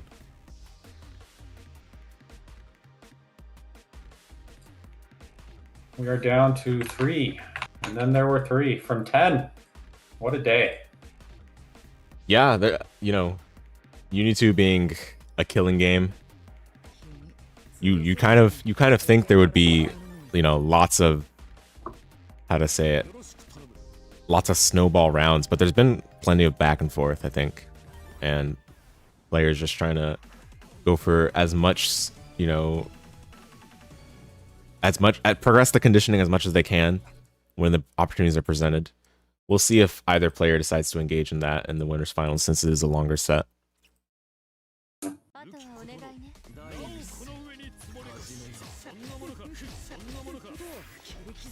Yeah, there's finally time for adaptation. I'm sure Saucebost's been looking at this guy too.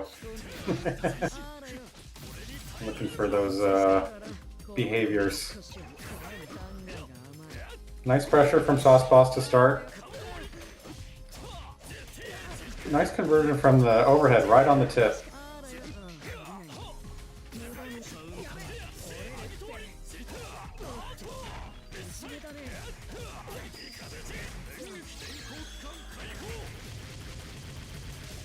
Akatsuki laying it on thick.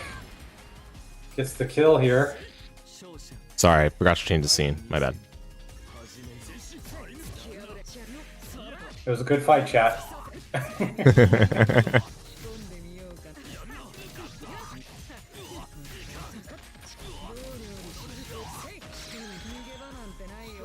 All right, Okizeme.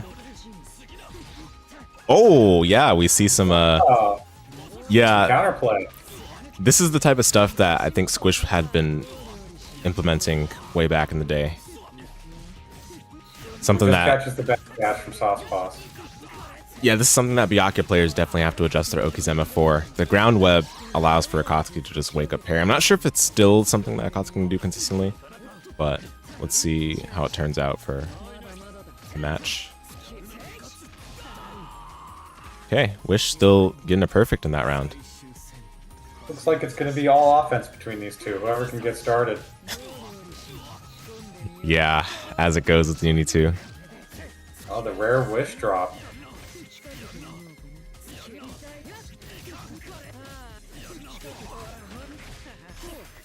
Reset into low. Yep.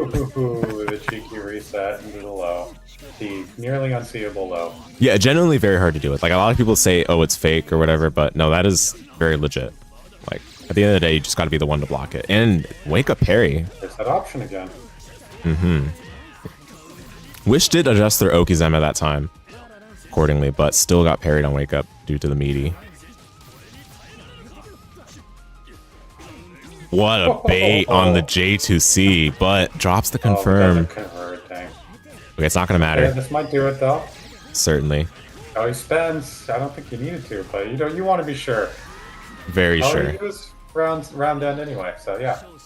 Well done by Sauceboss. Gets the first one here.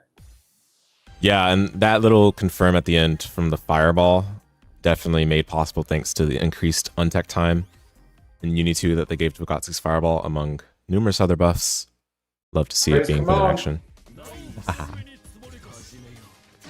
Kamane would indeed be proud.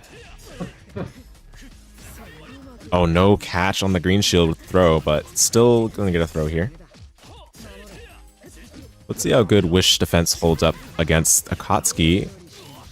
For the time being, the J2C as a defensive measure is gonna get the job done.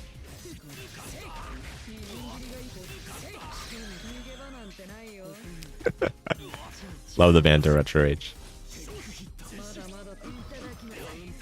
Really nice, just dashing in, not caring about the chain shift or anything from Sauceboss. He knows 2A can win. Unfortunately gets picked up in the scramble. Yep, excellent confirm, getting the side switch into the corner. Let's see what the Okizeme is this time. Yep, and does indeed do the Akatsuki adjusted Okizeme. Still gets parried. Yeah. Wow. These late parries are doing oh shit! Alright. Sauceboss has another chance to show off this combo here. Yeah. Gets the immediate overhead finisher. Great awareness from Sauceboss there. Didn't have to necessarily sit there and eat the 2-3-60 after CS. Had the opportunity to special cancel.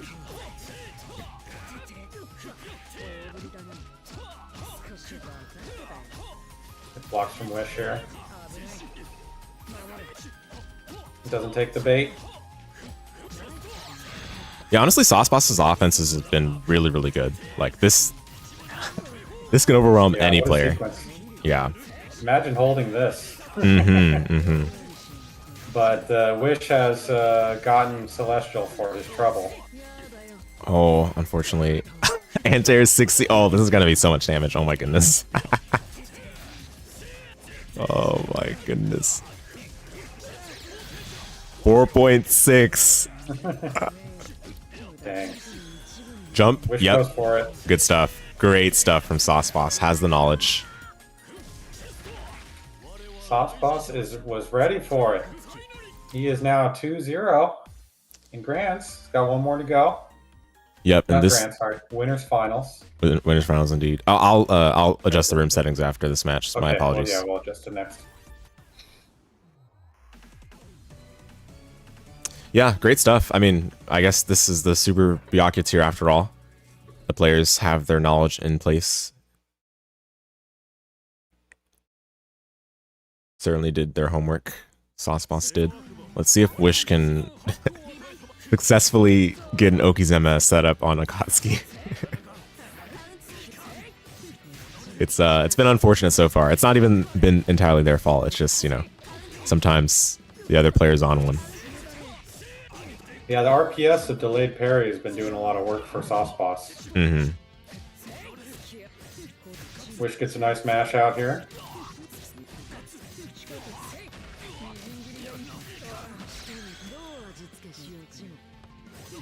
Alright, here we go. Oh, just goes for a throw. You know what? You can't parry this. Exactly. Walk-up throw for that matter. So definitely a chance for Sauceboss to potentially do something fancy, but not that time. Oh, okay. Now that we've reestablished the RPS, Byakuya is back in control. He turned the wheel, the Zodiac wheel.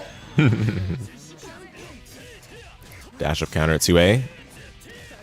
Full corner carry from here.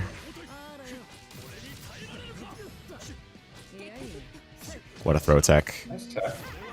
Wins the cycle as well. What a block from Sauceboss, but he eats the bait. Yep. That's what J2C was made for.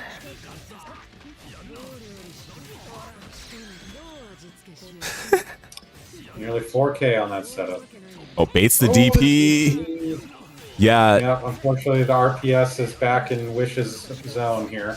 Mm-hmm. Oh. Okay, well, veil off. He didn't quite get to his position outside the setup fast enough. Ooh. Akatsuki's a character who could maybe, looks like it won't, but unbelievable damage from that. Yep, had the CS. That's safe meaty, basically. It's like you can spot out what they do on their wake up.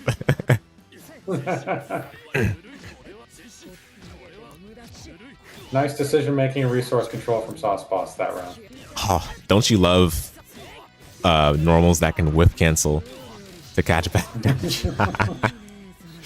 Oh, that's so funny. Right, here we go again. Oh, flashes the parry, but no one does anything. Yeah, Wish can catch that with just a simple meaty 2B.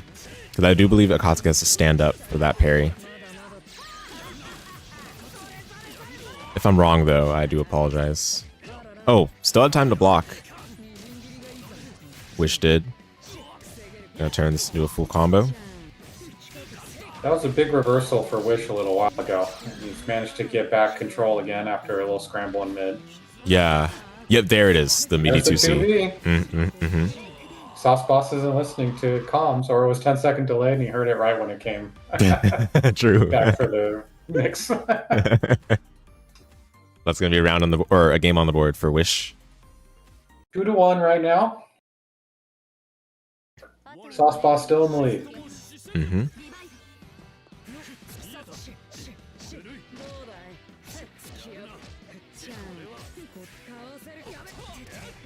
Great walk back from Sauceboss to get the punish there.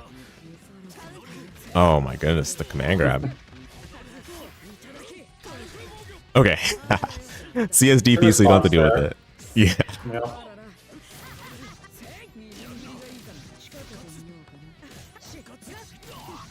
But still gonna be the cycle for Wish. Potentially Okizeme as well. Yep. And we get Air parry. nothing. Yeah, just opted not to meaty, interestingly. Well, I mean that's a huge win for Sauce Boss if you're making them not meaty you know, Yeah. 60% of the time. Mm-hmm. And Sauce Boss showing exactly what happens if you let him fight his way out of the corner. Builds the 200 just in time for IW Ender. And it's going to be a set point setup for Sauce Boss in the winners finals.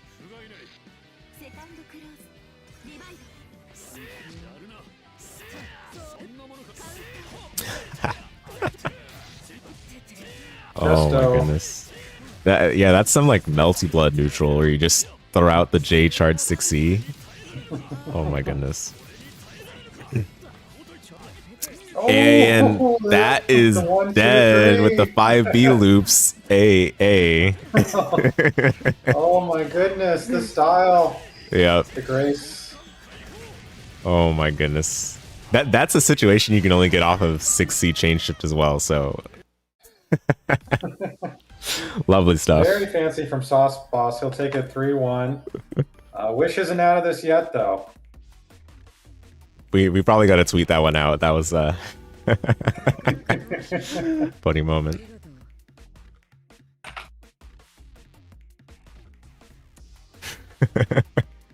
Is this third strike? Oh my goodness.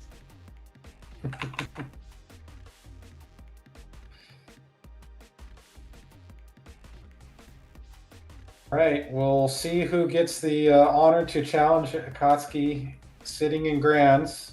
Sauce Boss is waiting for the winner of losers finals here. Another first to three between our Byakuya and our remaining Wagner player, Blams. You guys are good to go. Yep, that's right. So Wagner versus Byakuya. Flashbacks to Red Blade versus Clear Lamp. Let's see it.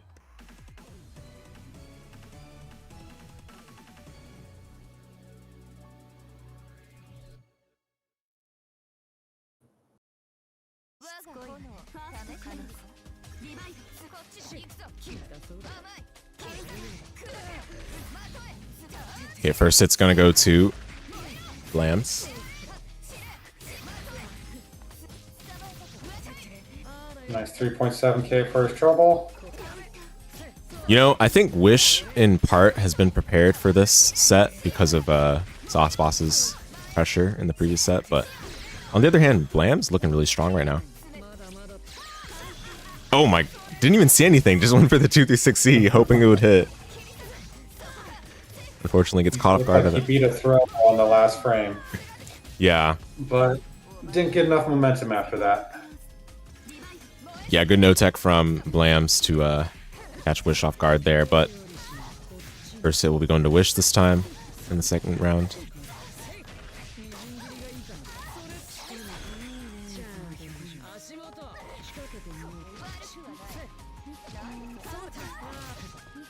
Oh, just gets picked up by stagger pressure. Lamb's going to have to take a second chance at that setup. I'm sure Wish appreciates being allowed to set the ground web again.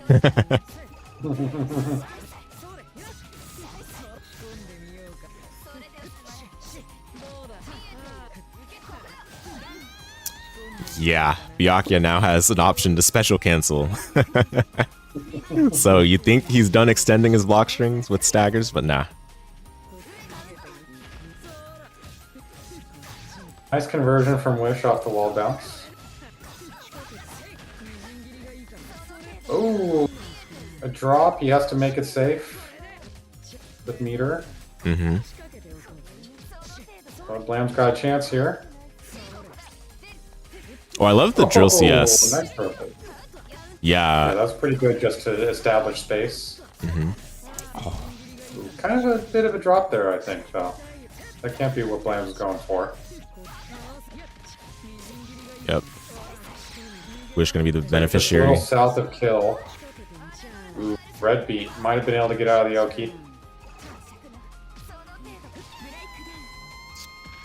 Dagger pressure again. Wishes gets the first win there. I feel like Blams has lots of room for adjustment here, though. Oh, for sure. Yeah, from what we've seen in the previous sets, Blams got something they can still pull out.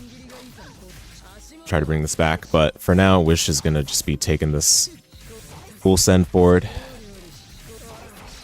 Yeah, once Byakuya gets you in this position, it's quite hard to get out of it. Double overhead pickup.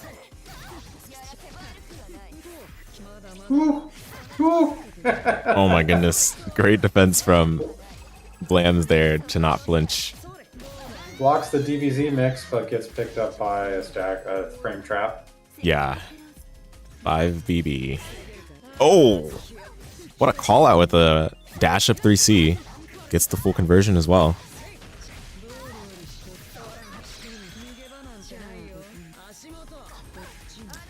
Then we got triple web.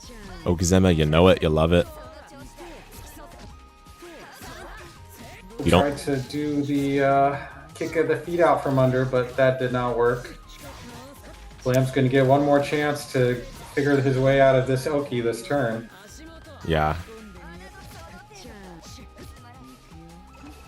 Patience. And the throw, unfortunately. You die for that.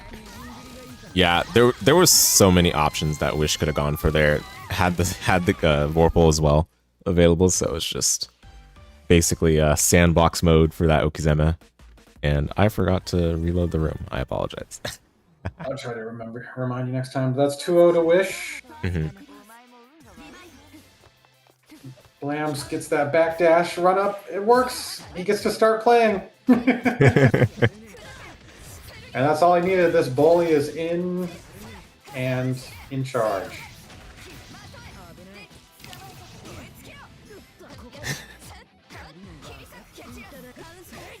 Ooh, uses the shield.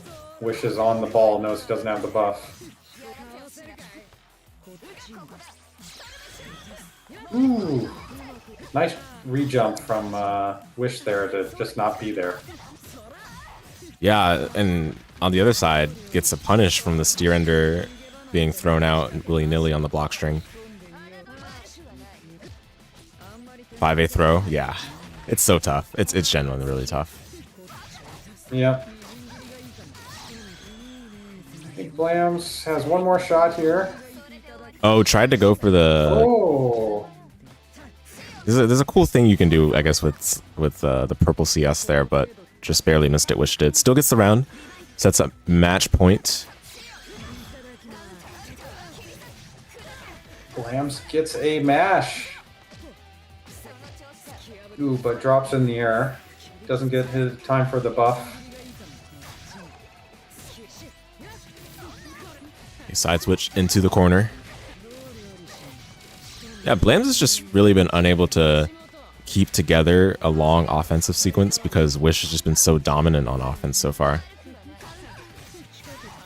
I like the creeping edge, but he was far away. That one more chance here. Let's see here what it'll comes the be. Blams. Hasn't been able to give Vorpal or anything. Oh. Yeah. That'll be 3-0 for Wish. Blams, so dominant in all other matchups, but against Byakuya, fell into the spider web. Thanks for playing. Thanks for repping your mini universities, Blams, and helping with coaching and all that stuff. We hope to see you in the future CBBL. We're heading to our winners finals now. I mean, our grand finals now. Yes, indeed. Grand finals. Let's go. So it's going to be Wish and Sauceboss facing off in a 1st-to-3 set.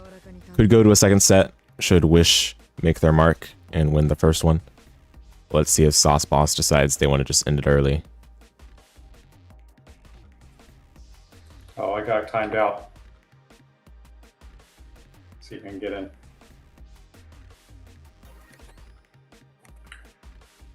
Phew, I made it. Excellent.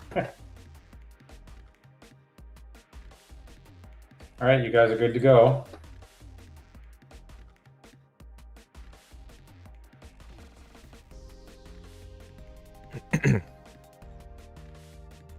When's the Sam show, CBBL? Nobody know. Okay, Sauce Boss wants to be on a particular side here. I don't think they're having... Did they get what they wanted? We'll see. There they go. They got what they wanted. All right, so here we go. Grand Finals. I got the wrong name up. But yeah, it's going to be Sauce Boss versus Wish.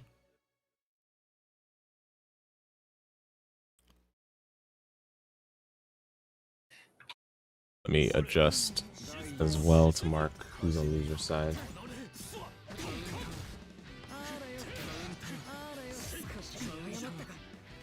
All right, starting off here. It's going to be Rit or Moore Park. Yep, that's right. Why does this show every time? There we go. All right. Wish looking to turn this into some Byakuya Okizeme trademarked. Oh, reset. You know?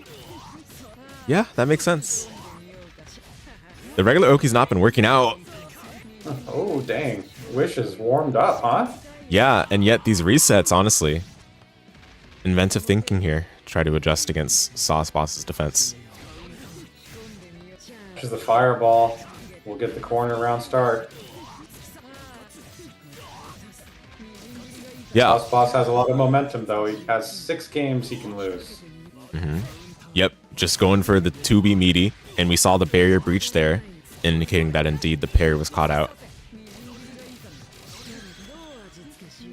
Resets are better than Oki? Not necessarily. Wish is just accounting for how Sauce Boss has been defending against the Byakuya wake up.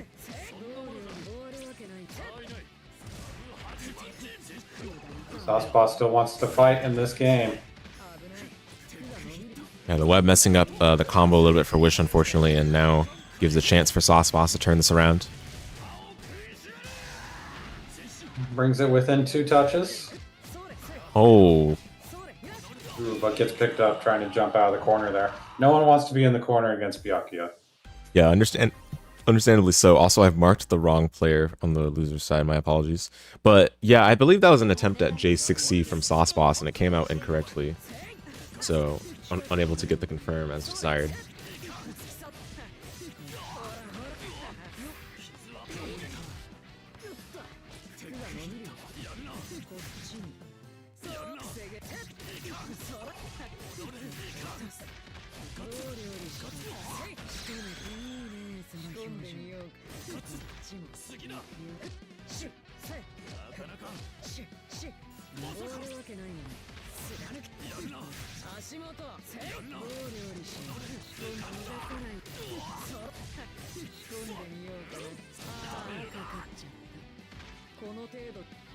Wish continuing his momentum here.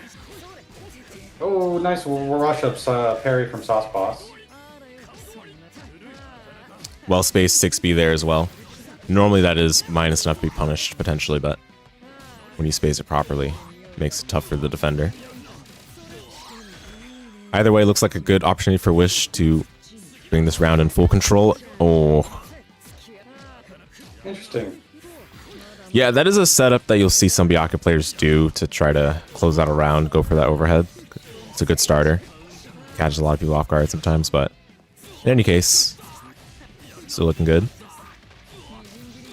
These kind of unconventional enders are finding Sauce Boss mashing.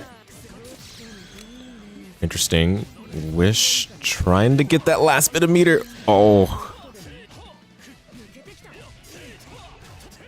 Got it at just the wrong moment. Unfortunately, the combo ended prematurely. Oh. Tried to get away even with the CS, even with the fireball right in his face. Yeah. Ooh, right outside those buttons. Uh-oh. Wow. I cannot believe that beat the 5B.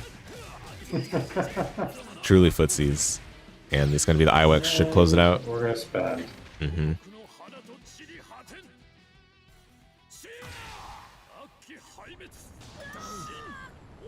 Kablammo.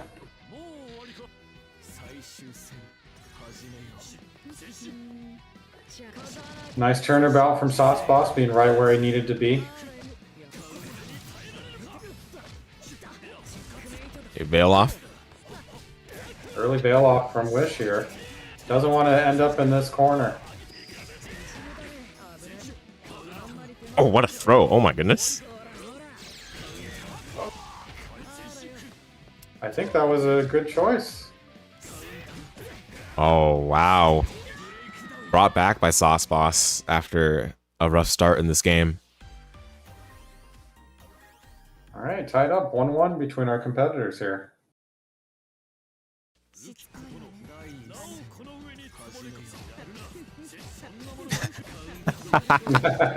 If at first you can't slide, slide again. Yep. Yeah. Blocked, but doesn't follow up with the jab after. He was trying to parry the web, but the web didn't actually trigger. So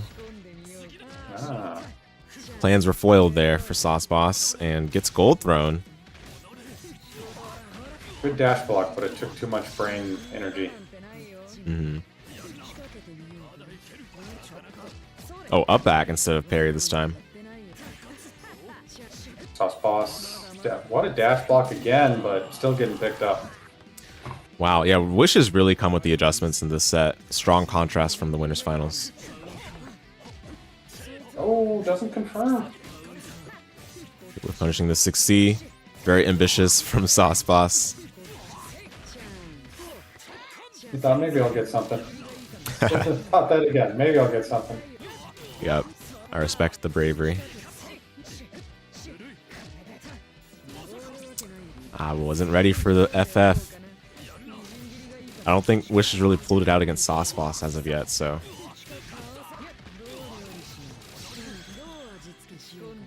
Both these guys are midnight gaming in their time zone. Boom. All right, Wish is inched towards the black bracket reset. He's got one more to go before that happens. 2-1. Sauce Boss just taking a quick moment to recollect. Probably sip of water real quick. You know, the whole thing. Mm-hmm.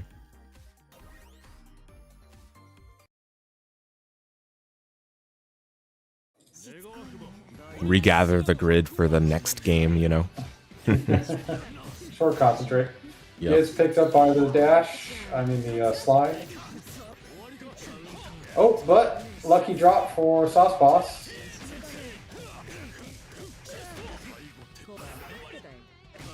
Oh, wow. Wish on defense here. Wish, what a trade. Wish fortunate there that that wasn't considered an overhead because it wasn't at the right height to be an overhead, like jump height. It's interesting. Oh, good CS RPS, as only Akatsuki can do.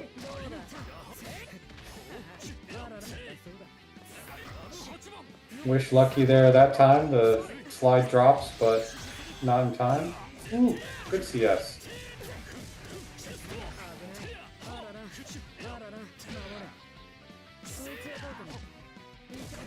It wasn't anti-air, but didn't catch anything, so no counter hit. Uh-oh. Yeah, these FFs have been working out so well for Wish the whole day.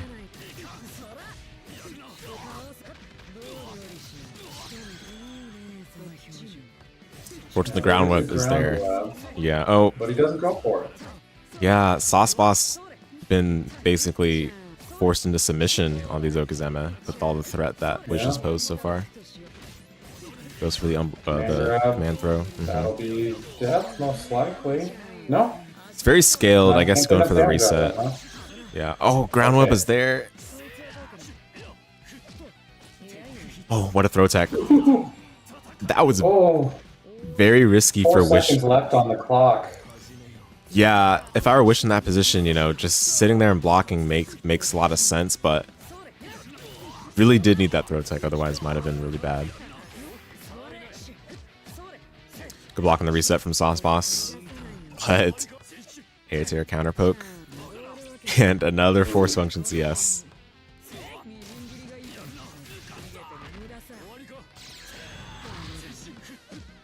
Nice cringe shield.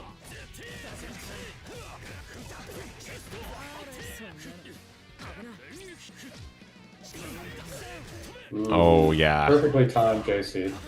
Yep.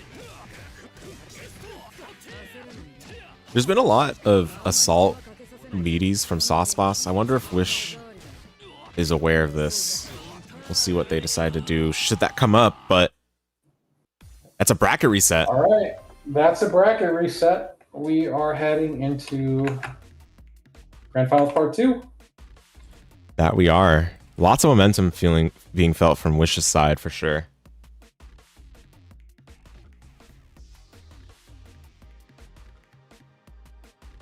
So Sauceboss was able to fight a little, but he's going to have to fight a little more this time if he wants to take this. Mm-hmm.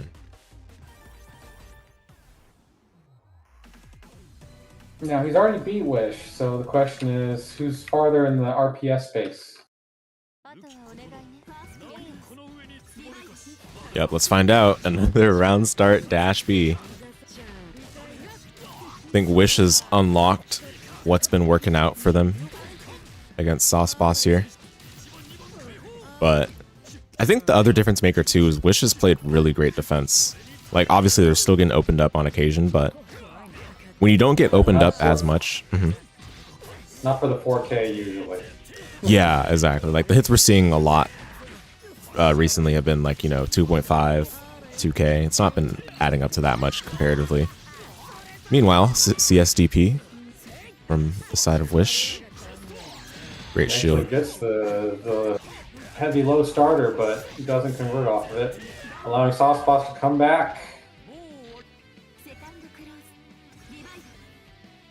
Okay, more patient round start this time.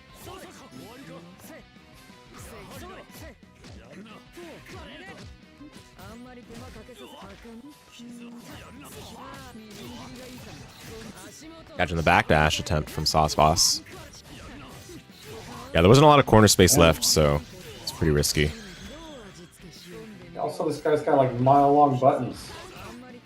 Ooh, Oh, very smart throw. Before the follow-up can come out. Actually, I don't even know if the follow-up can be done.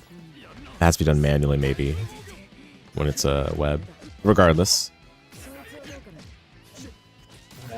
Sauceboss is able to DP and get his flow going. And gets mashed on his own CS. Yeah. It happens. Ooh, good tech. Ooh, the chain shift after the tech. There it is again. Okay, one more Doesn't touch have could do enough it. to kill from that. Oh. It's anyone's ball game. Oh, that caught. I cannot believe that. Wow. The very edge of the fist there. And the dash up throw. First one on the board. Sauceboss. Yep, still in this one they are. It's not over yet.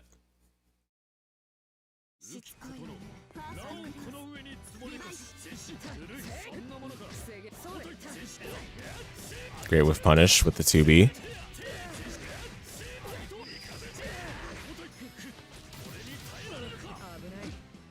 Good sequence from Sauceboss. Snuck. Takes that grid. CS is with it. Capture it right in. Yeah, there was like an nth second shield from Sauceboss there to secure the cycle. Very critical there. That dash pressure is working for him this time. Is Wish feeling tournament fatigue? This is like their 8th game against each other. Yeah. Could be a factor. Hard to stay awake to block these force function overheads. It's the Hollow Knight, bro. You gotta fight for your life. Accidental web there, Your but that's setup. okay. Just stay here, setup. Yep. And the force function. Yeah, once again, this time I counter it, so not quite, you know, opening up, doing an overhead per se, but still opening up nonetheless. Hey, that 4K spends.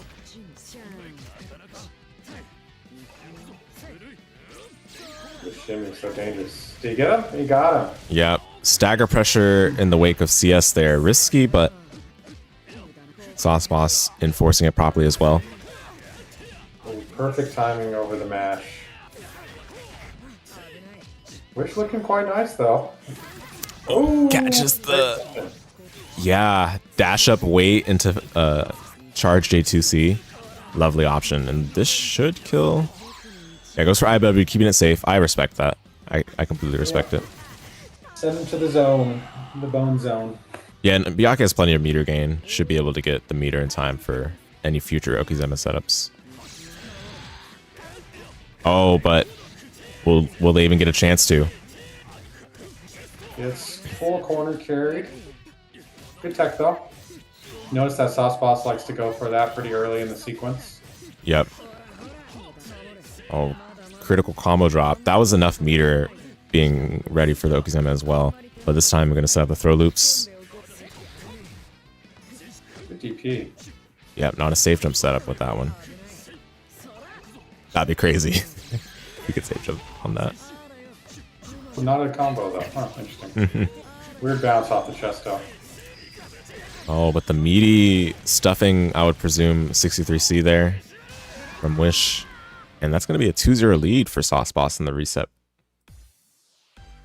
Sauce Boss coming alive here in this end of the bracket.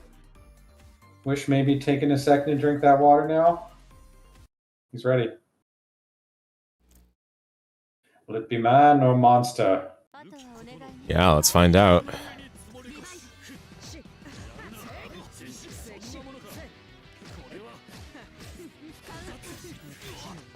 Alright. Wish gets a pickup in his stagger pressure. Catches Sauce Boss sticking to the ground. Nice overhead, stealing the trick. And plenty of grid to spend. Yep. Setup and just the meaty 2C. Oh! Pops it. But Oh, gets the force function. That Yep. should be enough, I think. yeah, Perfect from Wish to say, I'm still alive. yep. Showing that there's still a force to be reckoned with. Yeah, Sauce Boss still is yet to really present a consistent answer against the force function. Ooh, good delay, but no conversion. Oh, slides right under. Escapes danger with that Gets one. picked up by the charge. Yeah, this should win the cycle for Wish as well. Plus the Oki. Oh my goodness. This is a great position for Wish. Wake up 236. That was an interesting idea. Yeah. Maybe thought that. Oh. Oh, What a view. I won't be double overheaded. Yep. Ooh. Nice. Yeah, couldn't get the IW in time. Figures an interesting way out of there. These neutral jumps have been working out so well for Sauce Boss. Oh! Perfectly timed and spaced each time. Guard thrust, I like that option. Mm-hmm. Oh, just a whiff punish, 5A. Great awareness. Didn't need to go for the 2v6C to do that. What a no-tech on the reset. And honestly, that... Sauce Boss's mash. Yeah, match point. Tournament point for Sauce Boss. Dash parry. Yomi. Oh! Gets the safe jump. And this is... I mean, if... Oh! Never He mind. drops the combo. Yeah. This has got gets an extra chance here. He gets reset. Probably would have been the same damage anyway. Oh, just 2B. Not respecting the CS that Sauce Boss had available. Sauce Boss probably expecting. Respect, man. Yeah. 100 grants. True. There it is. No respect. Yep. Going for the reset when Sauce Boss had CS available. That's what happens. Good Okay. counter poke after holding the fireball. This time block the force function. That's huge. Nice. What a whiff punish though. Gonna lead to the the Byakuya bread and butter. Another reset. No, the reset. You don't- Teleport low. Yep. Which might be able to steal this one. Still needs one more touch though. And yeah, Sauce Boss is gonna get the Go. cycle. Your Oh, grimiest setup. oh, no tech on the gold throw. Oh no. Was that post CS? Forward. Was that post CS? That he might not have teched it due to doing like some other action while blocking there. Either way, So, yeah, they've been mashing a lot on CS. It might have been DP. I mean, counter. yeah. So Wish stays alive for the moment. Yet another reset. Blocks the teleport low. Very nice. Yep. Green shields the web and is able to fight out. Great defense from Sauceboss there. Yep. Again, he been unlocked here with the ability to block the force function overhead. Good counter poke from Wish. He knows Sauceboss likes to reset with that JC. A bit far from the corner for the setup, but still gonna go for it. CSing on Wake Up. Violence. It traded too. It almost worked. Yeah, doing it against Byakuya webs though, not always well advised, and Wish taking full advantage. Wish will get around.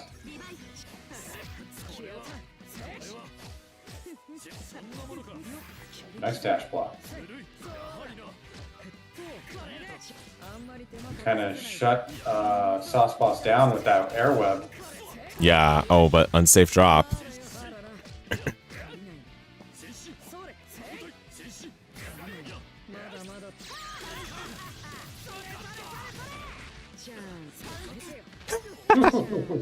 That was ADP.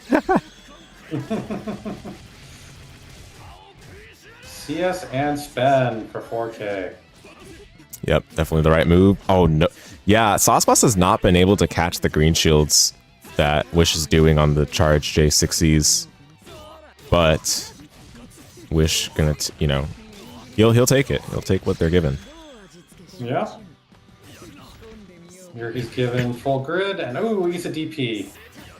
Sauceboss a little bit slow on his dash after that. And looks like he's going to die for it. Yep, CVO, IWEX, not messing around. And we're going to be going to the final set, or final game in this grand final set. The distance. It's now tied up 2-2 between these two. I have no idea who's going to win. Yeah, it really feels like the pendulum has not swung in either direction in particular. Like, it really feels like both players are just pulling back and forth. And it'll come down to whoever's basically the last one to have the pendulum swing in their favor. So exciting. Yeah, that's how you know it's a good matching. So. Yeah. Oh, I timed out. Oh, okay. Let me screen share.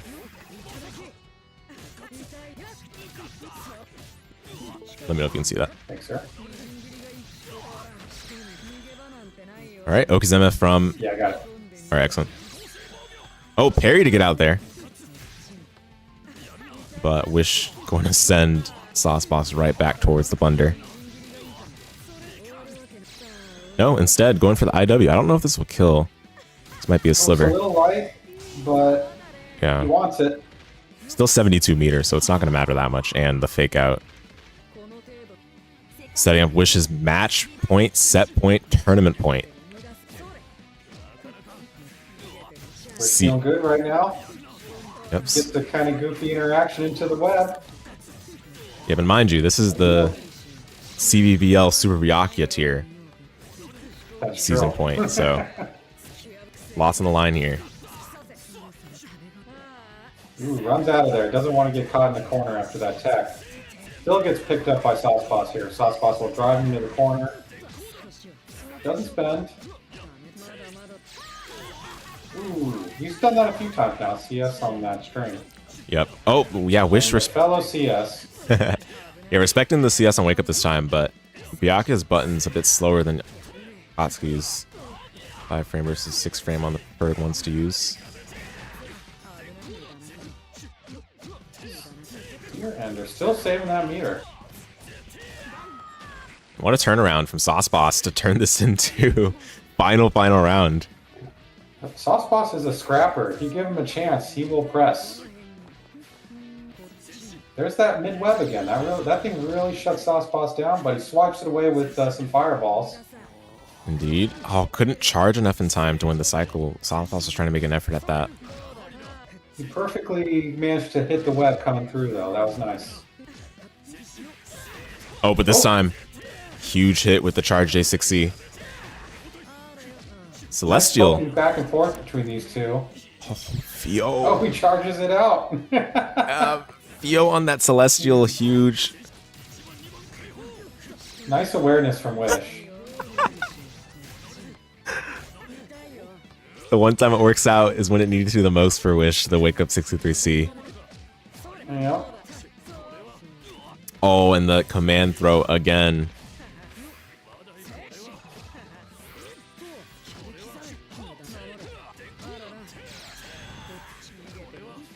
Oh, Sauceboss tries to pin him down so he doesn't have to jump through this stupid web, but it doesn't work, which is able to agilely get around it. But he's still having to hold these jump Cs now. Wow. Including a slight delay there, which gives Sauceboss a huge combo. One more hit could do it. Oh, Chesto! That is it! We have a winner. Yep, your CBBL. Sauceboss for more Park. CBBL Season 13 Super Byakuya Tier champion. Sauceboss, congrats. Very well fought. I was down to the wire, but Sauceboss was able to scrap it out. Very impressive. Yeah, tough way to go down if you're Wish. Fought very hard to the brink.